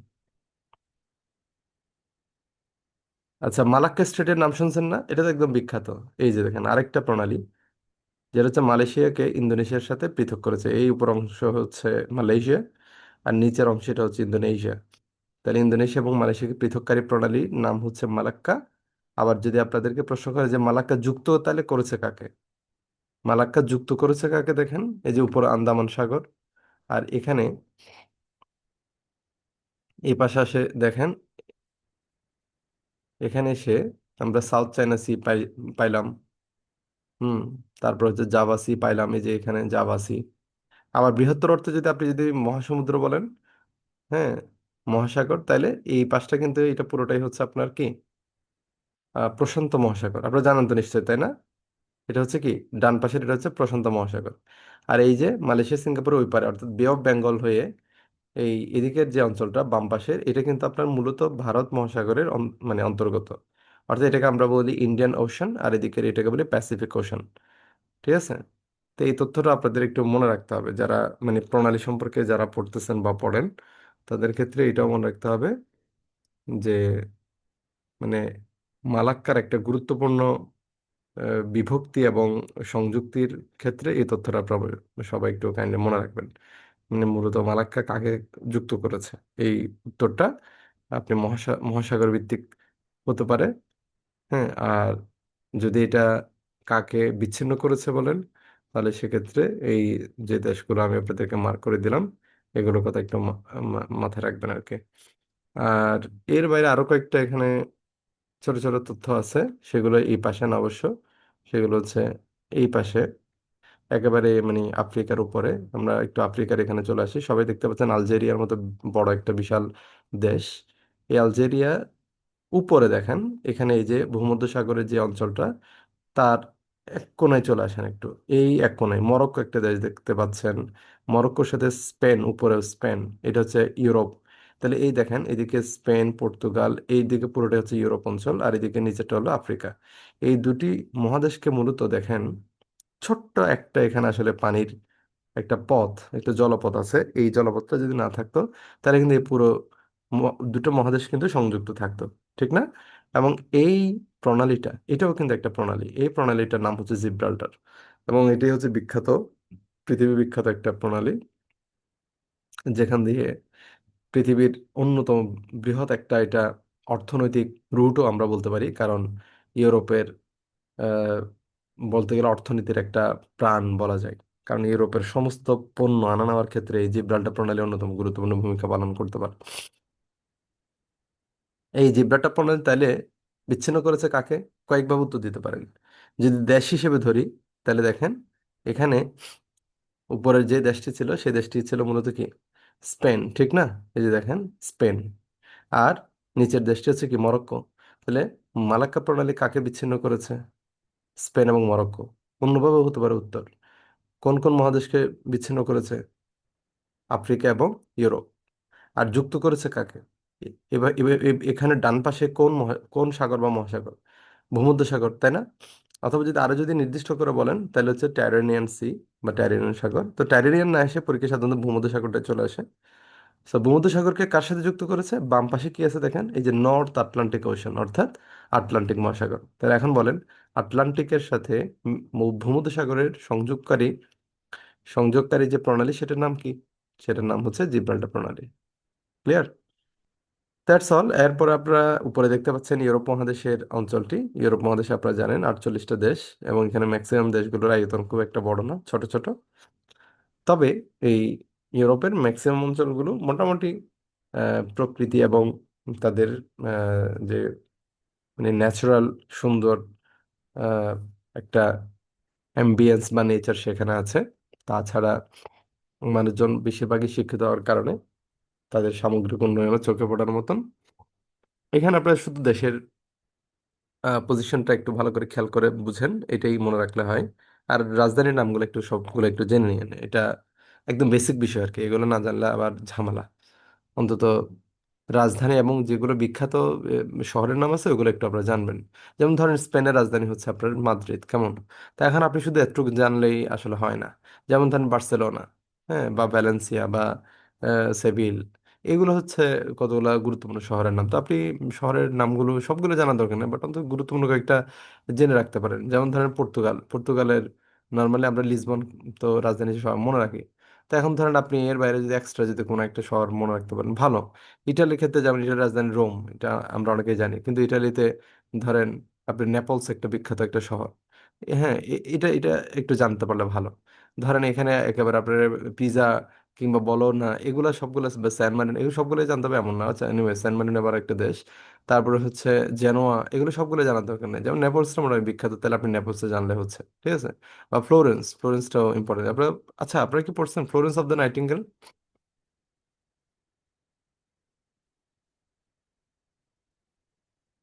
ইবনে বতুতা, এটা কি বলছেন প্রশ্ন? ইবনে বতুতা মরক্কোর নাগরিক? না স্যার। হ্যাঁ হ্যাঁ, রাইট। ইবনে বতুতা মরক্কো নাগরিক, তবে এটা নিয়ে আবার কেউ কেউ একটু ভিন্ন মত দেয়। আমি বলতে চাই যে সে অন্য কোনো দেশের নাগরিক হওয়ার চান্স আছে। হ্যাঁ। তো তবে ফেমাস আনসার হচ্ছে মরক্কো আর কি। ঠিক আছে। এরকম বিখ্যাত, আপনি একটা প্রসঙ্গ মনে করে দিয়েছেন আমাকে। এরকম বিখ্যাত আহ, যে লোকগুলো আছে, মানে কে কোন দেশের জন্ম, এটাও আসলে একটু জেনে রাখতে পারলে ভালো। কারণ সেক্ষেত্রে হয় কি, অনেক সময় এই ধরনের প্রশ্ন হঠাৎ হঠাৎ চলে আসে আর কি। তো এই জন্য জানতে পারলে এটা ভালো। তো যাই হোক, এখন আপনারা বলেন, কয়েকটা প্রশ্ন আপনাদের করি। এই যে ইউরোপের দেশগুলো আছে, আপনারা কি আসলে এই দেশগুলোর রাজধানীর নাম জানেন? যেমন হাঙ্গেরির রাজধানী কি বলতে পারেন কেউ? স্লোভাকিয়ার রাজধানী কি? বা পোল্যান্ডের রাজধানী কি? মলদোভার রাজধানী কি? এগুলো প্রত্যেকটা জানেন কিনা? এগুলো না জানলে একটু কাইন্ডলি জেনে নেবেন, এগুলো ভেরি ইম্পর্ট্যান্ট। মানে এগুলো একদম বেসিক তো। যেমন হচ্ছে হাঙ্গেরির রাজধানী বুদাপেস্ট, অস্ট্রিয়ার রাজধানী ভিয়েনা, হ্যাঁ, স্লোভাকিয়ার রাজধানী ব্রাতিস্লাভা, তারপরে ধরেন এই যে মলদোভার রাজধানী চিসিনাও, রোমানিয়ার রাজধানী বুখারেস্ট। হ্যাঁ, এগুলো আপনার ম্যাপ থেকেও দেখে নিতে পারেন। হুম। এগুলোর মোটামুটি রাজধানীর নামগুলো একটু জেনে রাখতে পারলে ভালো। তাইলে ধরেন কোনো কারণে যদি চলে আসে, অন্তত পক্ষে একটা কোয়েশ্চেন যেন মিস না যায় আর কি। এবার আসেন, পৃথিবী সম্পর্কে অনেক জানলাম, আমরা একটু দ্রুত শেষ করব। আমরা আসলে শীতেও যেতে পারি না এখনো, কারণ আসলে অনেক কিছু আমার এক্সপিরিয়েন্স যেটা আমাকে শিখিয়েছে, আমি চাই যে সেই জিনিসগুলো আপনাদের শেখাতে। আমি চাই না আমরা অনেক জায়গায় ঘুরপাক খেয়ে তারপরে যেটা শিখলাম সেই ঘুরপাক যেন আমার স্টুডেন্টদেরকে খেতে না হয়। যেমন আমাদেরকে আসলে এইভাবে ম্যাথ ধরে ধরে একেবারে ইনস এন্ড আউটস পড়ানো হতো না বলে সাধারণ জ্ঞানে অনেক ঝামেলা পোহাতে হতো। পরে মনে হলো যে আসলে ম্যাথ ধরে ধরে পড়াটা অনেক অনেক ইজি হয়ে যায় পড়াটা। হুম। মনে রাখাটাও একটু সহজ হয়। কারণ সায়েন্স বলে আমরা যখন কোনো তথ্য একবার চোখে দেখি, আবার একই সময় আমরা শুনি, এবং একই সময় আমরা বলি বা লিখি, তখন এই তথ্যটা আমাদের স্মৃতিতে অনেক বেশি এবং অনেক দীর্ঘস্থায়ী হয়, অনেক অনেক বেশি ইম্প্যাক্ট ফেলে। ফলে আমরা এগুলা মোটামুটি মনে রাখতে পারি এবং কম ভুলে যাই আমরা। আর যেগুলো আমরা শুধু একবার শুনে অথবা একবার দেখে আমরা যখন পাস করে দেই, তখন আমরা এই ধরনের তথ্যগুলো অনেকেই বেশি একটা মনে রাখতে পারি না। এই কারণেই আপনাদেরকে আসলে ভিজুয়ালিও দেখাচ্ছি, মুখেও বলে দিচ্ছি। এরপরে কোনো কোয়েশ্চেন থাকলে তো definitely you are welcome to ask any question. এখন আমরা তাইলে আর কয়েকটা কথা না বললেই নয়, একটু বলে নেই। আপনারা দেখতে পাচ্ছেন এই মানচিত্রের একদম উপরে বিশাল একটা জাইগান্টিক দেশ। মনে হচ্ছে এই একটা দেশ বাকি পৃথিবীর আরেকটা অঞ্চলকে পুরোটাকে গিলে খাওয়ার মতন তার সেই ধরনের কি আছে, ল্যান্ড এরিয়া আছে, তাই না? বিশাল। রাশিয়া, ঠিক আছে, এই Kazakhstan, Kyrgyzstan, Mongolia, China, south Korea, Japan, এগুলোর উপরে যেটা রাশিয়া, দেখেন এই রাশিয়াটা এত বড় যে এটা একটা মহাদেশের চেয়ে বড়। আচ্ছা, এখানে তো কমেন্ট এসছে ইউরেশিয়াভুক্ত। জি স্যার, ফ্লোরেন্স নাইটিঙ্গেল নাম শুনেছিলাম। ইউরেশিয়াভুক্ত দেশ তুর্কি এছাড়া কিছু আছে কিনা? না, মূলত তুর্কি হচ্ছে ইউরেশিয়াভুক্ত দেশ, আর কোনো দেশ নাই। তুর্কি আসলে এই কারণেই ইউরেশিয়া বলা হয়, কারণ তার কিছু অংশ এশিয়াতে পড়ছে, আর বাকি কিছু তো ইউরোপে পড়ছে, আপনারা জানেন। আচ্ছা, তো যেটা বলতেছিলাম, রাশিয়ার ক্ষেত্রে দেখেন সাইবেরিয়ান যে অঞ্চলটা এখানে ম্যাপে দেখতেছেন, ইস্ট সাইবেরিয়ান সি, তারপরে হচ্ছে, আচ্ছা, রাশিয়ার কিন্তু বেশিরভাগ অঞ্চলটা কিন্তু বরফ আচ্ছাদিত, এটা আপনারা হয়তো অনেকে জানেন। এবং এমন অঞ্চল আছে যেখানে মাইনাস, মাইনাস তো আছেই, মানে 0 ডিগ্রি পার হয়ে মাইনাস তো আছে, ইভেন -50 ডিগ্রি সেলসিয়াস এবং -70 ডিগ্রি সেলসিয়াস এরকমই মেবি আছে। তো যাই হোক, রাশিয়া পৃথিবীর অন্যতম একটি শক্তিশালী দেশ এবং পৃথিবীর বৃহত্তম দেশ। আপনি কি জানেন পৃথিবীর সবচাইতে বড় 5টা দেশের নাম? কে বলতে পারবেন? জানেন কেউ পৃথিবীতে সবচাইতে বড় 5টি দেশের নাম যদি বলতে পারেন?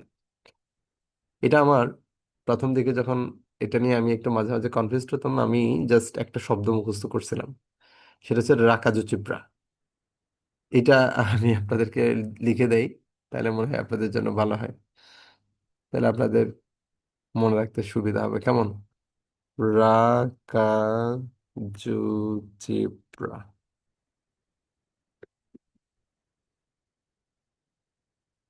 লিখে দিচ্ছে। ভালো হয়েছে না?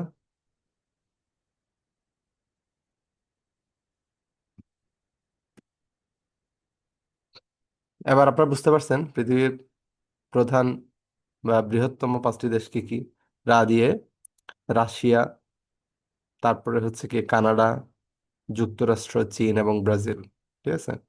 এই 5টা শব্দ দিয়ে 5টা বর্ণ দিয়ে 5টা দেশকে আপনারা মনে রাখতে পারবেন। কেমন? এটা একটু মনে রাখেন সবাই তাহলে। তাহলে সবচেয়ে বড় দেশ হচ্ছে রাশিয়া, তারপর হচ্ছে কানাডা। কানাডার ক্ষেত্রেও কিন্তু বিশাল একটা এরিয়া আছে, আপনারা আমি একটু পরে আপনাদের দেখাচ্ছি। তাহলে রাশিয়াটা চিনছেন সবাই। এবং এখানে একটা জিনিস দেখায় আপনাদেরকে, এই যে দেখছেন এখানে একটা রেখা আছে না? আপনারা বলেন তো এই রেখাটা কি? এটাই হচ্ছে আন্তর্জাতিক তারিখ রেখা। আপনার কি আন্তর্জাতিক তারিখ রেখার নাম শুনছেন কেউ? যদি না শুনে থাকেন তাহলে এটা শুনে রাখেন। আচ্ছা, একটা ইন্টারেস্টিং ফ্যাক্ট বলি আপনাদেরকে। এই আন্তর্জাতিক তারিখ রেখার যদি আপনি ওই পারে যদি চলে যান, ধরেন কোন একটা হেলিকপ্টার নিয়ে আপনি 20 মিনিটের জন্য, এই যে বেরিং সি দেখতে পাচ্ছেন, এই বেরিং সি এটা হচ্ছে একটা সাগর, যেটা মার্কিন যুক্তরাষ্ট্রের সীমানার নিকটেই। আর এই পাশে, এদিকে এই যে জাপানের এদিকে আর কি, এদিকে হচ্ছে প্রশান্ত মহাসাগর, অন্যান্য অঞ্চলগুলো আছে আর কি। এই যে আন্তর্জাতিক রেখাটা আপনারা দেখতে পাচ্ছেন, এই আন্তর্জাতিক রেখাটা যদি আপনি পার হয়ে এই পারে আসেন, ধরেন এই পারে আসতে আপনার সময় লাগলো 20 মিনিট, কেমন? তো এই পারে আসা মানে শুক্রবার, আর এই পাশে আসা মানে শনিবার। মজার বিষয় না এটা? এই পাশে আসা মানে ধরেন আজকে এখন 8 তারিখ, আর এই পাশে আসা মানে সেটা হয়ে যাবে কি 9 তারিখ। ব্যাপারটা হচ্ছে এরকম। তো খুব ইন্টারেস্টিং আসলে এটা। অর্থাৎ এই আন্তর্জাতিক তারিখ রেখাটা এটা পার হওয়া মানেই তারিখ চেঞ্জ হয়ে যাওয়া, বার চেঞ্জ হয়ে যাওয়া। ঠিক আছে? কারণ হচ্ছে পৃথিবীর এই পার এবং এই পারের মধ্যে আপনার 12 ঘন্টার ডিফারেন্স, এবং স্থান ভেদে এটা প্রায় একদিনের ডিফারেন্স হয়ে যায়। সেজন্য এই তারিখ রেখাটা এটা মূলত একদিনের পার্থক্য তৈরি করে দেয়। তারপরে আরো ইন্টারেস্টিং ফ্যাক্ট গুলো বলি তাহলে। এবার এবার আমরা এই পারে চলে আসি তাহলে। এই পারে দেখতে পাচ্ছেন, এদিকে হচ্ছে মার্কিন যুক্তরাষ্ট্র।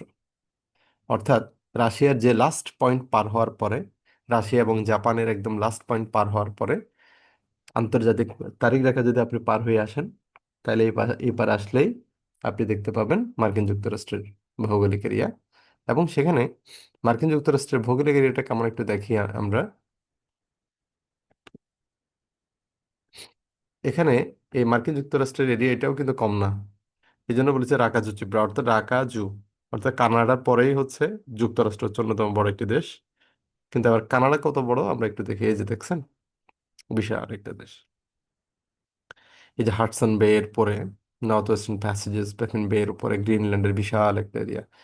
এদিকে হচ্ছে কি এই কানাডার এরিয়াটা। আবার এখানেও কিন্তু এই যেটা সবুজ অঞ্চল আপনারা দেখতে পাচ্ছেন, এটা কিন্তু আসলে এখানেও কিন্তু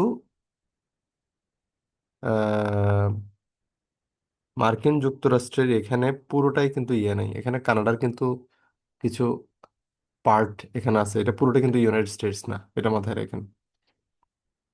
এই যে দেখছেন, আপনারা কি সবাই দেখতে পাচ্ছেন? এই যে কানাডা। অর্থাৎ এই উপরের যে অঞ্চলটা, এই যেমন কুইবেক, আপনারা তো জানেন কুইবেক অনেক ফেমাস একটা শহর। তারপর অন্টারিও, এগুলো এক একটা খুবই ফেমাস। মন্ট্রিল, এগুলো হচ্ছে মূলত কানাডিয়ান এরিয়া। আর মার্কিন যুক্তরাষ্ট্র হচ্ছে এই যে নিচের যে অঞ্চলটা, এটা হচ্ছে মার্কিন যুক্তরাষ্ট্র। আপনারা কি জানেন আমেরিকা মহাদেশ কিন্তু কি একটা না, এখানে কিন্তু মহাদেশ দুইটা। একটা হচ্ছে উত্তর আমেরিকা, এই যে এগুলো হচ্ছে উত্তর আমেরিকার, কানাডা, ইউনাইটেড স্টেটস, মেক্সিকো। এরপর আবার 23টা দেশ আছে কিন্তু উত্তর আমেরিকা। আপনারা জানেন কিনা উত্তর আমেরিকা 23টা দেশ কিন্তু কম না। এবং আর বাকি সবগুলো আবার ছোট ছোট দেশ, যেমন গুয়াতেমালা, হন্ডুরাস, হ্যাঁ, নিকারাগুয়া। নিকারাগুয়ার রাজধানীর নামটা কি জানেন? খুবই অদ্ভুত, তেগুচিগালপা, যতটুকু মনে পড়ে। না, না, সরি সরি, তেগুচিগালপা ছিল হন্ডুরাসের রাজধানী। অনেক আগে বিশেষ পড়ার সময় মুখস্থ করছিলাম। হন্ডুরাসের রাজধানী হচ্ছে খুবই অদ্ভুত, তেগুচিগালপা। দেখছেন? তেগুচিগালপা। আর নিকারাগুয়ার রাজধানী হচ্ছে মানাগুয়া। কোস্টারিকার রাজধানী হচ্ছে সান জোসে। তারপরে এল সালভেদর, সেন সালভেদর, এটা আমরা খুব মজা করে মুখস্থ করতাম। এল সালভেদর, সেন সালভেদর, মানে রাজধানী আর কি। এই যে দেখছেন, জুম করার পর আসছে এটা রাজধানীর নামটা, এল সালভেদর, সান সালভেদর। তারপরে হচ্ছে এখানে আরো কিছু দেশ আছে, সেগুলো একটু ডান পাশে চলে যায়। কোস্টারিকার রাজধানী সান জোসে। পানামার রাজধানী পানামা সিটি। আমি আপনাদেরকে আরেকটা কৃত্রিম খালের কথা বলছিলাম না? মানে ওই যে আজকে যেটা খালের নাম বলছিলাম কি জানি, পানামা ক্যানালের কথা বলছিলাম না? এটাই হচ্ছে সেই পানামা ক্যানাল। দেখেন এই পানামা যে দেশটা, সেটা একটু দেখেন, এটা হচ্ছে সেই পানামা দেশ, এটা রাজধানী হচ্ছে পানামা সিটি। এই যে দেখছেন পানামা সিটি।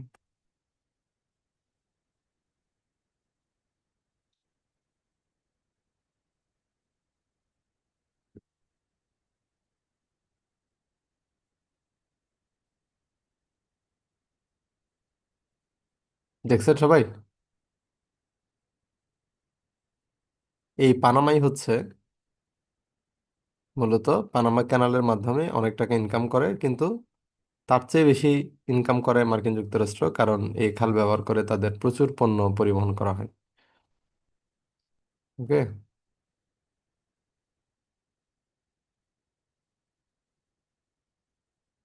ওকে, এবার আমরা চলে যাচ্ছি দক্ষিণ আমেরিকায়। এই যে দেখেন এবার, আপনারা যে ওয়েস্ট ইন্ডিজ বাংলাদেশে যে খেলতে আসে, একটা ক্রিকেট নেশনস আপনারা চিনেন, এই ওয়েস্ট ইন্ডিজ কিন্তু একটা দেশ না।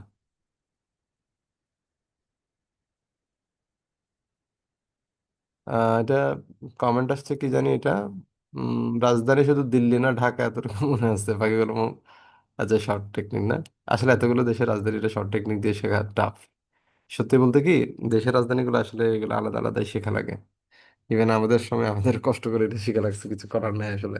তবে সবগুলো দেশের মনে হয় লাগবে না, আপনারা পরিচিত দেশগুলো আগে শিখে নেন। ঠিক আছে, আর বাকিগুলো মাঝে মাঝে ডেইলি পাঁচটা পাঁচটা শিখেন। ঠিক আছে, ডেইলি বেশি না, পাঁচটা করে টার্গেট নিন, দেখবেন এগুলা মাসখানেক মধ্যে আমাদের ক্লিয়ার হয়ে যাচ্ছে। তারপর আমরা একটু দেখি পানামার পরে এই জায়গা, আচ্ছা যেটা বলতে চাইছিলাম, ওয়েস্ট ইন্ডিয়ান যে দেশগুলো, ওয়েস্ট ইন্ডিজ কিন্তু কোনো দেশ না।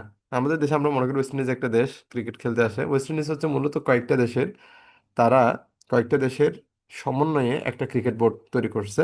ওই ক্রিকেট বোর্ডে তারা বিভিন্ন দেশ থেকে কয়েকজন কয়েকজন করে প্লেয়ার সিলেক্ট করে, তারপরে তারা টিমটা গঠন করে। এবং সেই দেশগুলো কি সেটা আমি আপনাদেরকে আজকে একটু দেখাই। ওয়েস্ট ইন্ডিজে কি কি দেশ আছে দেখেন। ডোমিনিকান রিপাবলিক আছে, তারপরে ধরেন এই যে ডমিনিক আছে, এই যে সেন্ট লুসিয়া, বারবাডোস। আপনারা কি ব্রায়ান লারার নাম শুনছেন কেউ? ব্রায়ান লারা, একসময় সচিন টেন্ডুলকারের সাথে তুলনা করা হতো একমাত্র ব্রায়ান লারাকে। খুবই দুর্দান্ত একজন প্লেয়ার ছিল, এবং আমার নিজের কাছে খুব ফেভারিট একজন প্লেয়ার ছিল। কারণ তার কোনো অহংকার ছিল না, খুবই ভালো একজন জেন্টলম্যান ছিল। আমরা খুব পছন্দ করতাম। এখনো পর্যন্ত টেস্ট ক্রিকেটের হাইয়েস্ট ইনিংস, মানে এক ম্যাচে সর্বোচ্চ, এক ইনিংসে সর্বোচ্চ রান করছে সে 400 রান অপরাজিত। আমার জানার মতো মনে হয় এই রেকর্ডটা এখনো ভাঙতে পারেনি কেউ। এই এই যে আপনারা যে লারার কথা শুনেছেন, ওয়েস্ট ইন্ডিজের অন্যতম কিংবদন্তি প্লেয়ার, এই লারার জন্মস্থান কোথায় আপনারা কি জানেন? Brian Lara.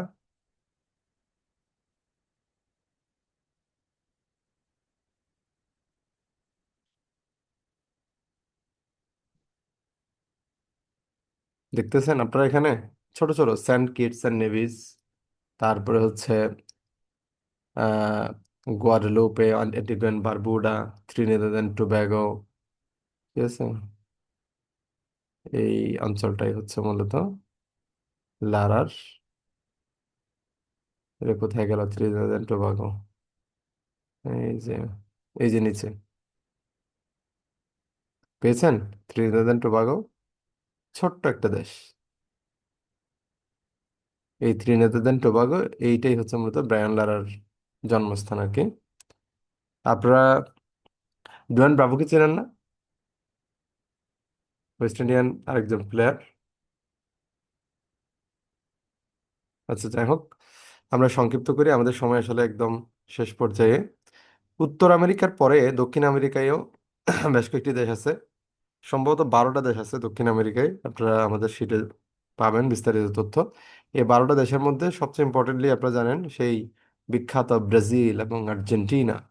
বাংলাদেশের মানুষ, হ্যাঁ, উত্তর আমেরিকায় কয়টা দেশ, দক্ষিণ আমেরিকায় কি কি দেশ আছে এটা জানুক আর না জানুক, যে একটা জিনিস বাংলাদেশের মানুষ সবাই জানে, সেটা হচ্ছে ব্রাজিল আর আর্জেন্টিনা। ঠিক আছে, এই দেশ দুটো চিনে। এবং এটা যে দক্ষিণ আমেরিকা পড়ছে এটাও কিন্তু জানে না। কেউ যদি বলে ব্রাজিল আর্জেন্টিনা ইউরোপের দেশ, তাও হয়তো অনেকে বিশ্বাস করতে পারে। অর্থাৎ দেশ চিনে কিন্তু অঞ্চলটা হয়তো অনেকে চিনে না। তো আপনারা মনে রাখবেন, এখানে আরেকটা ছোট দেশ দেখতেছেন, চিলি।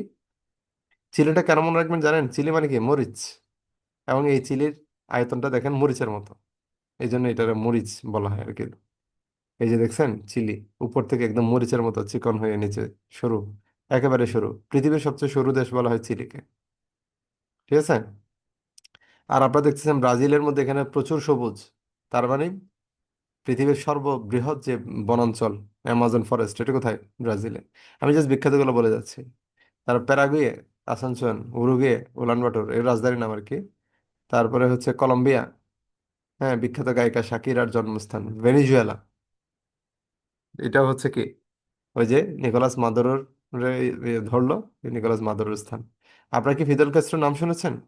এই হচ্ছে সেই ফিদেল ক্যাস্ট্রো, কিউবা। দেখতেছেন, কিউবা, যেটা রাজধানী হচ্ছে হাভানা। ঠিক আছে, তারপর ইকুয়েডর আছে, দক্ষিণ আমেরিকার মধ্যে সুরিনাম এবং গায়ানা আছে। এই সব মিলে টোটাল 12টা। আর আফ্রিকার মধ্যে দেশ আছে টোটাল 54টা। এই আফ্রিকার মধ্যে এখানে এখানে দেশ কিন্তু কম না, আসলে 54টা আছে। এবং এখানে প্রত্যেকটা দেশ আপনারা এগুলো পড়ে নিয়েন ইম্পর্টেন্টলি। আপনারা এখানে একটা তথ্য মনে রাখতে পারেন। দক্ষিণ আফ্রিকার মধ্যে একটা কিন্তু কি আছে, ঘটনা আছে, এটা একটু বলে নেই। দক্ষিণ আফ্রিকার দেশের ভিতরে একটা দেশ আছে, আপনি কি জানেন? পৃথিবীতে এরকম দুইটা দেশ আছে, এগুলো ছিদ্রায়িত রাষ্ট্র বলে। এটা মনে রাখেন সবাই, এটা পরীক্ষায় আসে। ছিদ্রায়িত দেশ কোনটি? সাউথ আফ্রিকা, আরেকটা হচ্ছে ইটালি। ছিদ্রায়িত রাষ্ট্র মানে কি জানেন? মানে একটা রাষ্ট্রের ভেতরে আরেকটা সম্পূর্ণ একটা স্বাধীন রাষ্ট্রের অবস্থান।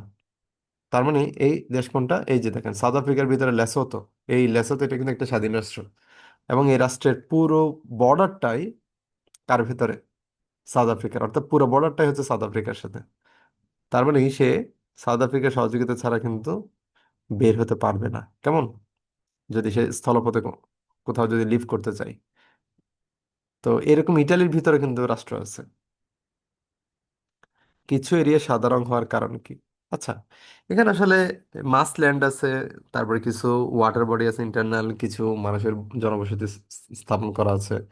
তবে এক কথায় এটা হচ্ছে ইন জেনারেল মানুষের ব্যবহার্য একটা এরিয়া আর কি। কিন্তু যেগুলো একেবারে সরাসরি আপনার বিস্তীর্ণ বনভূমি থাকে, সেগুলো এভাবে মার্ক করা। যদিও এটা হয়তো অন্য ব্যাখ্যাও থাকতে পারে, গুগল আসলে এটাকে কিভাবে ফর্ম করেছে, গুগল তো রেগুলারলি আপডেট করে, বুঝছেন না? এক্স্যাক্টলি ওরা অন্য কোনো ওদের এক্সপ্লেনেশনও থাকতে পারে। তবে ওইটা ওইটা আমি শিওরলি বলতে পারবো না। ওদের স্পেশাল কোনো যদি এটা নিয়ে কি থাকে, অবজারভেশন থাকে যে কেন ওরা কালারটা করছে ওদের, ওইটা একটু জেনে নিতে হবে। ওইটা আন্দাজে না বলে ভালো। ঠিক আছে। আর আরেকটা জিনিস যেটা আপনাদেরকে বলতে চাইছিলাম, সেটা কি জানি বলে গেলাম এই মাত্র বলতে চেয়ে, সেটা হচ্ছে, ও, আরেকটা যে ছিদ্রায়িত রাষ্ট্র, সেটার নাম কি বলছিলাম বলেন তো? আরেকটা ছিদ্রায়িত রাষ্ট্রের নাম বললাম না? ইটালি, কেমন? তাহলে ইটালি, ইটালির মধ্যে কোথায়? ইটালির মধ্যে আমরা আরেকটা রাষ্ট্র কি পাচ্ছি? ভ্যাটিকান সিটি পাচ্ছি। দেখেন, আপনারা তো সবাই জানেন ইটালির ভেতরে যে ভ্যাটিকান সিটি, খ্রিস্টানদের যে ধর্মীয় রাষ্ট্র, এটা কি সবাই জানেন ইটালির ভেতরে যে ভ্যাটিকান সিটির অবস্থান আছে? আমরা একটু দেখে নিচ্ছি। আরেকটা দেশ আছে স্যান মারিনো, এই যে স্যান মারিনো, পেয়েছেন? এই দেখেন সবাই, এই যে স্যান মারিনো, ছোট্ট একটা দেশ এটা।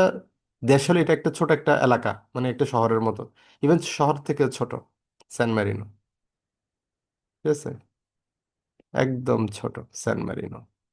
এই স্যান মারিনোটা একটা দেশ। আরেকটা হচ্ছে কি বলছি, ভ্যাটিকান সিটি। ভ্যাটিকানটা তো আপনারা তো সবাই জানেন মনে হয়। ইটালির ভিতরে যে ভ্যাটিকান সিটি অবস্থিত, এটা আপনারা জানেন না? অনেকেই তো মনে হয় এটা শুনছেন নাকি?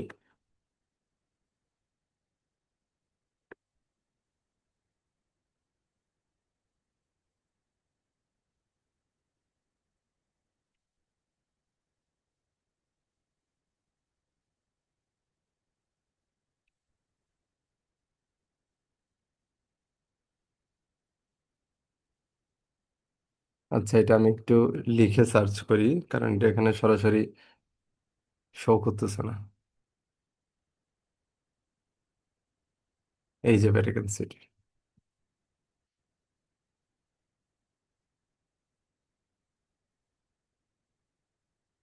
দেখতে দেখতে পাচ্ছেন ভ্যাটিকান সিটি? এই ভ্যাটিকান সিটি, বড় করে ভ্যাটিকান সিটি পেয়েছেন? একদম ছোট্ট একটা শহর।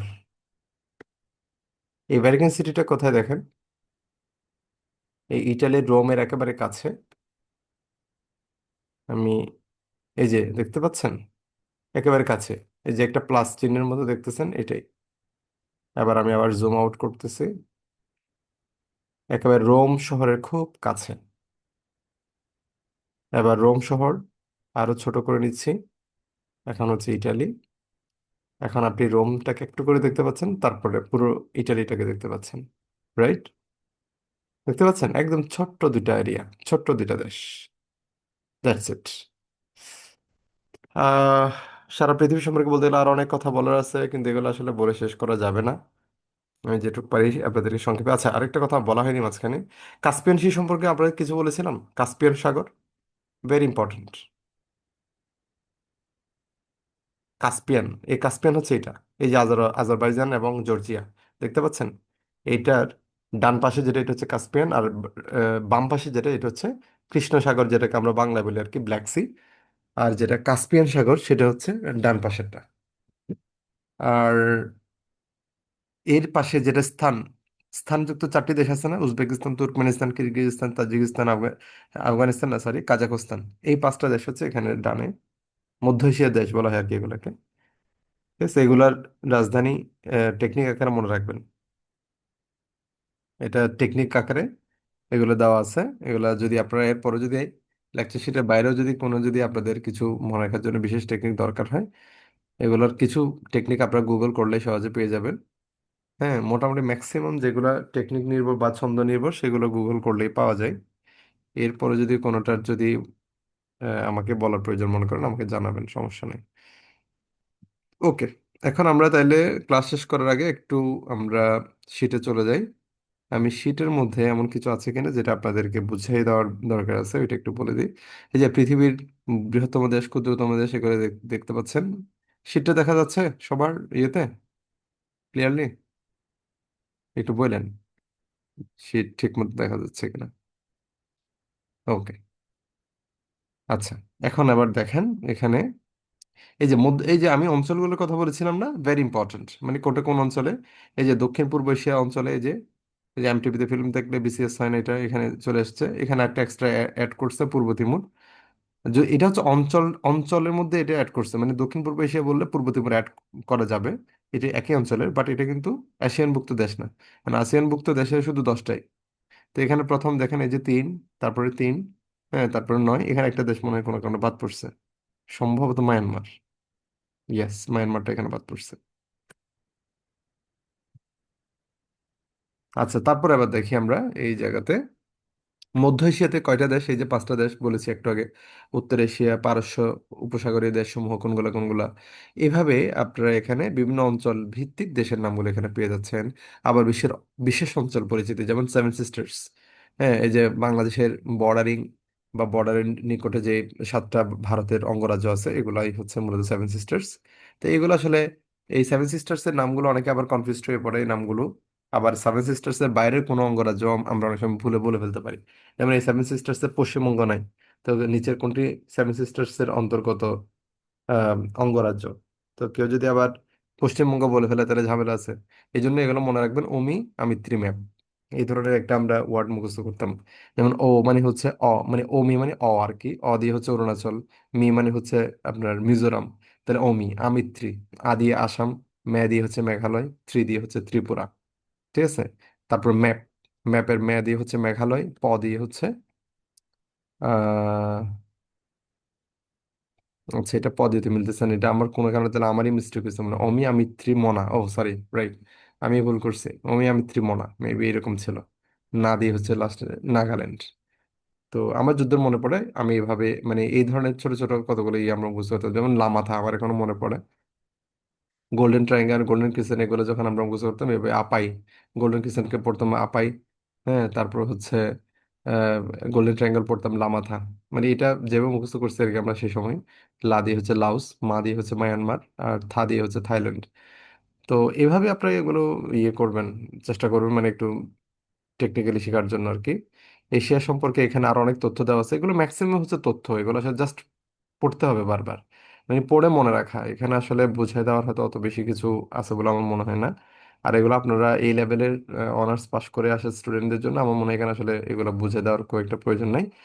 শুধু আমি মূলত চেষ্টা করব হচ্ছে আপনাদেরকে যেগুলো স্পেশাল কেস, যেগুলো স্পেশালি বুঝে দেওয়ার, যেখানে কিছু টেকনিক আপনাদেরকে বলে দেওয়ার, হ্যাঁ ওইটাই।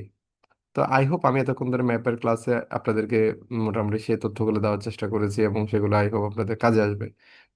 আর এরপরে দেখেন এই যে মার্কিন যুক্তরাষ্ট্র এবং হ্যাঁ, আমেরিকা মহাদেশের বিভিন্ন তথ্যগুলো সেখানে ছিল, এই যে প্রণালী নিয়ে এখানে তথ্য আসছে। আমি অলরেডি আপনাদেরকে প্রণালী নিয়ে যেগুলো বলেছি সেগুলো এখানে আসছে আর কি। যেমন পক প্রণালীর কথা বলেছি, জিব্রাল্টার কথা, বাবেল মানদেব, বেরিং প্রণালী, এগুলো প্রত্যেকটা আপনাদেরকে ওখানে দেখালাম দেখালাম না? এরপরে যেগুলো ওখানে বাদ গেছে এগুলো আপনারা সার্চ করলে তাও পেয়ে যাবেন, মানে যদি গুগল ম্যাপে সার্চ করতে চান। তারপর হচ্ছে, ও হ্যাঁ, এই জিনিসটা একটু খেয়াল রাখেন, পৃথিবীতে দুটি দেশের মধ্যে যে সীমারেখা, এই সীমারেখাগুলো নিয়ে মাঝে মাঝে প্রশ্ন আসে, বিখ্যাতগুলো মনে রাখবেন। যেমন ম্যাকমোহন লাইন, এটা বিখ্যাত। হ্যাঁ। আর যেমন ধরেন লাইন অফ কন্ট্রোল, ভারত পাকিস্তানের যেটা সীমারেখা, এটা খুবই বিখ্যাত। কারণ এটা নিয়ে যে তাদের যুদ্ধ হয়, সেজন্য এই জিনিসগুলো একটু জেনে নেবেন। আর টেকনিকগুলো কোথায় পাবেন, একটা প্রশ্ন আসছে। আপনি যেটাই টেকনিক জানতে চান, সেটা আপনি জাস্ট গুগল সার্চ করলে দেখবেন, মোটামুটি ইদানিং আসলে এগুলো পাওয়া যায় অ্যাভেলেবেল। ধরেন প্রণালী শিকার কৌশল, আপনি গুগল সার্চ করলেন, পেয়ে গেলেন। তো এরকম মোটামুটি টেকনিকগুলো ম্যাক্সিমাম গুগল করলে মোটামুটি পাওয়া যায়। তো এই জন্য এগুলো আগের মতো আসলে এখন আর অত ইয়ে নেই, যেমন একটা সময় এগুলো মানুষ খুঁজতো। হ্যাঁ, কোন বইতে দেওয়া আছে বইটা আলাদা করে মানুষ কিনতো, কিন্তু এখন অ্যাভেলেবেল পাওয়া যায়। তারপরও একটা ভালো বইতে অবশ্যই থাকাটা ভালো। আচ্ছা, এরপরে পৃথিবীর গুরুত্বপূর্ণ বেশ কিছু স্থান, অঞ্চল, স্থাপনা, এগুলো নিয়ে প্রশ্ন আসতে পারে। আর রাজধানী মুদ্রার কথা তো অলরেডি বলেছি। হ্যাঁ, এখানে গুরুত্বপূর্ণ যেগুলো আপনারা মুখস্থ করতে চান, সেগুলো যদি ইয়ে করতে চান, তাহলে আপনারা জাস্ট বিগত বছরের প্রশ্নগুলো জাস্ট সলভ করেন। ধরেন এখানে একদম প্রত্যেকটা দেশেরটা আপনি মুখস্থ রাখতে চাচ্ছেন না, বা অতটা হয়তো সম্ভব না। সো সেক্ষেত্রে আমার পরামর্শ থাকবে, আপনার বিগত বছরের প্রশ্নগুলো অন্তত ভালো করে শেষ করেন। মানে লেকচার শিট অন্তত বিগত বছরে যেগুলা, যে প্রশ্নগুলো বা এসেছিল, এগুলো অন্তত আপনারা শেষ করেন। ঠিক আছে? সো দ্যাটস অল এখানে। বাকি আসলে আপনাদেরকে বুঝাই দেওয়ার প্রয়োজন আছে এরকম আমার আর কোনো টপিক আছে বলে মনে হয়নি। আই থিংক আমরা চাইলে এখানে শেষ করতে পারি।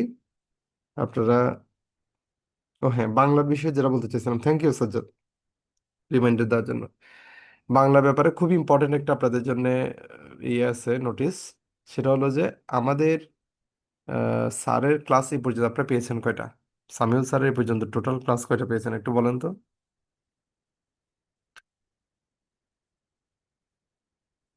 একটু কাইন্ডলি বলেন বাংলার। যারা রেগুলার ক্লাস করছেন, সাজ্জাদ তো রেগুলার ক্লাস করছেন, তাই না?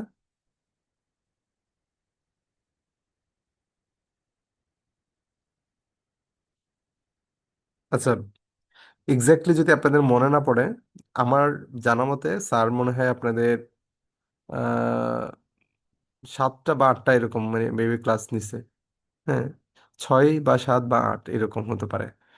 তো যদি তাই হয়ে থাকে, স্যারের ব্যাকরণের যে ক্লাসগুলো আর বাকি যে ক্লাসগুলো আছে আর কি ব্যাকরণের, সেগুলো কিন্তু স্যার আমাদের স্টুডিওতে এসে ক্লাসগুলো রেকর্ড করছে। 6টা। আচ্ছা সাজ্জাদ, 6টা না? আচ্ছা, যদি 6টা হয়ে থাকে, তাহলে স্যারের আরো প্রায় 4টা ক্লাস আমাদের এখানে স্টুডিওতে এসে এসে স্যার স্যার ক্লাসগুলো রেকর্ড করছে আর কি। আপনারা যে ক্লাসটা ওই দিন শুনতে পান নাই, ওইটা পুরো ক্লাসটা একেবারে ওখান থেকে, এমনকি স্যারের যে স্টুডেন্টদেরকে অ্যাড্রেস করে যে কথাগুলো আপনাদেরকে বলেছেন, বা কিছু কিছু ক্ষেত্রে স্যার যেগুলো পজ নিয়েছেন, এগুলো সম্পূর্ণরূপে একেবারে প্রফেশনাল ওয়েতে এগুলার আমরা এডিট করে পুরো ভিডিও ক্লাসটাকে একেবারে প্রেজেন্টেবল ওয়েতে আমরা ইউটিউবে এটা ইয়ে করেছি। এই আপনাদের এই ক্লাসটা স্টার্ট হওয়ার একটু আগে এটা আমরা পাবলিশ করলাম। এবং সেই পাবলিশ করা লিঙ্কটা আমি, এই যে আপনাদের সাথে এখন কথা বলতেছি, কথা বলতে বলতে আমি লিঙ্কটা শেয়ার করে দিচ্ছি। এবং এই ক্লাসটা আপনারা করে নেবেন, এটা হচ্ছে বাংলার ক্লাস নাম্বার 6। আপনারা স্যারের আগে 5টা ক্লাস সরাসরি পেয়েছিলেন, আরেকটা ক্লাস স্যার আপনাদেরকে এক্সট্রা করে করালেন, লাস্ট ক্লাস যেটা। তো ওইটা সহ তাহলে 6টা। এর বাইরে আর কোনো যদি ক্লাস হয়ে থাকে, সাজ্জাদের কথা অনুযায়ী 6টাই হয়, তাহলে ওকে। আর যদি এর চেয়ে বেশি হয়, তাহলে সেটা আমরা ফাইন্ড আউট করে নিব। এখন আমি যেটা দিয়েছি, এটা হচ্ছে 6 নম্বর লেকচার। এবং এরপর স্যারের আরেকটা ক্লাস আছে, সেটা হচ্ছে লেকচার 7। আর লেকচার 8 যেটা, সেটা অলরেডি স্যার নিয়ে নিয়েছেন গত ক্লাসে। আর লেকচার 9, 10 দুটোই হচ্ছে মূলত সমাস। স্যার সমাজকে দুই ভাগে ভাগ করছেন, যেহেতু সমাজটা একটা বড় টপিক। এই সমাজটা স্যার 2টা ক্লাসেই আমাদের স্টুডিওতে, যেহেতু উনি রেকর্ডটা করেছেন, সো এটা আমাদের এডিটিং প্যানেল এবং আমাদের যারা টিম মেম্বার্স আমার রিডজ ক্যারিয়ারের, এটা একেবারে সুন্দর সাজানো গোছানো করে পুরো সমাজটা হয় একটা সিঙ্গেল ক্লাসে, অথবা প্রয়োজনে দুই পার্ট করে, পার্ট ওয়ান পার্ট টু করে আমরা এটা পাবলিশ করব। তাহলে টোটাল আমাদের 10টা ক্লাস কিন্তু হয়ে যাচ্ছে, যেখানে আমাদের মোটামুটি ব্যাকরণটা ক্লিয়ার। এখন সাহিত্য নিয়ে এবার একটু বলি। এরপরে যদি ব্যাকরণের অন্য কোনো ক্লাস, স্যারের এই রেকর্ড ক্লাসগুলো আপনারা করার পরে, ইউটিউবের ক্লাসগুলো করার পরে যদি আপনারা যদি মনে করেন যে স্যার আমাদেরকে একটা বাংলার উপরও একটা সলভ ক্লাস দেন, বা এই 10টা ক্লাসের মধ্যে সবগুলো ক্লাসের আলোকে যা আপনাদের সমস্যা, সেই সমস্যাগুলো সমাধান করার জন্য একটা, যদি আপনারা কি মনে করেন একটা যদি ইয়ে চান, স্যারের সলভ ক্লাস চান, ডেফিনেটলি স্যার আপনাদেরকে সলভ ক্লাস দেওয়ার জন্য প্রস্তুত। আপনারা সবাই সেটা একটু আমাকে জানাবেন, ঠিক আছে? আর এরপরে বাকি যে কয়েকটা ক্লাস আছে সেগুলো হচ্ছে মূলত আপনাদের সাহিত্যের। তো এনটিআরসি এর একটা ট্রেন্ড হচ্ছে এখানে সাহিত্য নিয়ে খুব একটা জটিল প্রশ্ন বা অনেক বেশি প্রশ্ন সাধারণত আসে না, বেশিরভাগ বাংলা প্রশ্নগুলো ব্যাকরণের। তো সেই কারণে স্যার আপনাদেরকে একটা কথা বলেছিল যে সাহিত্য নিয়ে আসলে অনেক ইলাবোরেটিভ বা বিস্তারিত অনেক গভীর ক্লাসগুলো আপনাদের জন্য আসলে ইফেক্টিভ হয়তো নাও হতে পারে। তাই স্যারের কথা হলো যে স্যার একটা দিন আপনাদেরকে একটা ম্যারাথন ক্লাস নেবে। একটু কষ্ট হবে, কিন্তু ম্যারাথন ক্লাস বলতে একদম একটানা স্যার 2 ঘন্টা বা আড়াই ঘন্টা মিনিমাম, বা হয়তো তার চেয়ে বাড়তেও পারে। সেটা এমন হতে পারে যে আমাদের স্টুডিওতে সরাসরি স্মার্ট বোর্ডেও স্যারের ক্লাসটা নিতে পারে, অথবা জুমেও নিতে পারে। তো এটা আপনারা জানাবেন। আহ, মোটামুটি গ্রুপের ম্যাক্সিমাম মেম্বাররা আপনারা যেদিন সবচেয়ে বেশি ফ্রি থাকেন ওই রকম একটা দিন দেখে আমরা স্যারকে ওই ধরনের একটা স্লট দিব।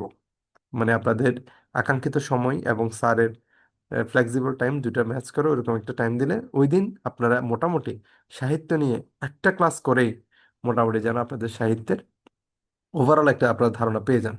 আর এটাও বলে রাখি, তার মানে এই নয় যে আপনাদের প্রয়োজন সাপেক্ষে আমরা বাংলায় বা স্যারকে আর পাবো না, এরকম না। আমি চেষ্টা করব আপনাদের যতক্ষণ পর্যন্ত বাংলায় আপনারা প্রবলেমে ভোগেন, ততক্ষণ পর্যন্ত আপনাদেরকে প্রয়োজনে একটা কেন দুইটা সলভ ক্লাস আপনারা যদি চান আমি দিব। কিন্তু আপনাদের এটা প্রয়োজনটা অনুভব করতে হবে। তো মাঝে মাঝে যেটা দেখি যে হয়তো আপনারা অনেক সময় অনেক কিছু বলেন না বা ফিডব্যাক দেন না, তখন কিন্তু আসলে তো নিজ থেকে এটা অ্যারেঞ্জ করা পসিবল না। এই জন্য আমি বলবো আপনারা ভালো করে পড়বেন, প্রতিটা লেকচার ভালো করে পড়ে কোনো প্রবলেম থাকলে সেগুলো ফাইন্ড আউট করবেন, তারপর আমাদেরকে জানাবেন, দেন আমরা ইনশাল্লাহ ব্যবস্থা নেব। এই হচ্ছে বাংলার ব্যাপারে আপনাদের প্রতি আসলে আমার একটা নির্দেশনা। সো আপনারা ক্লাসটা করে নেন, ওই ক্লাসটা আমি অলরেডি আপলোড, ওখানে লিঙ্কটা আপনাদের গ্রুপে আমি দিয়েছি। আর এরপরে বাকি ক্লাসগুলো আবার বাংলার এভাবে বাই সিরিয়াল রেকর্ড ক্লাসগুলো আমাদের আপলোড হতে থাকবে। এরপরে এবার স্যার লাইভ ক্লাসে এসে আপনাদের এগুলো নিয়ে বিভিন্ন প্রশ্ন উত্তর দিবেন আর কি স্যার। সো এই ছিল আজকের জন্য তাহলে ক্লাস। সবাই ভালো থাকবেন, আমরা এখানে শেষ করতে পারি নাকি? সবাই তাহলে ভালো থাকুন। আল্লাহ হাফেজ, তাহলে আসসালামু আলাইকুম।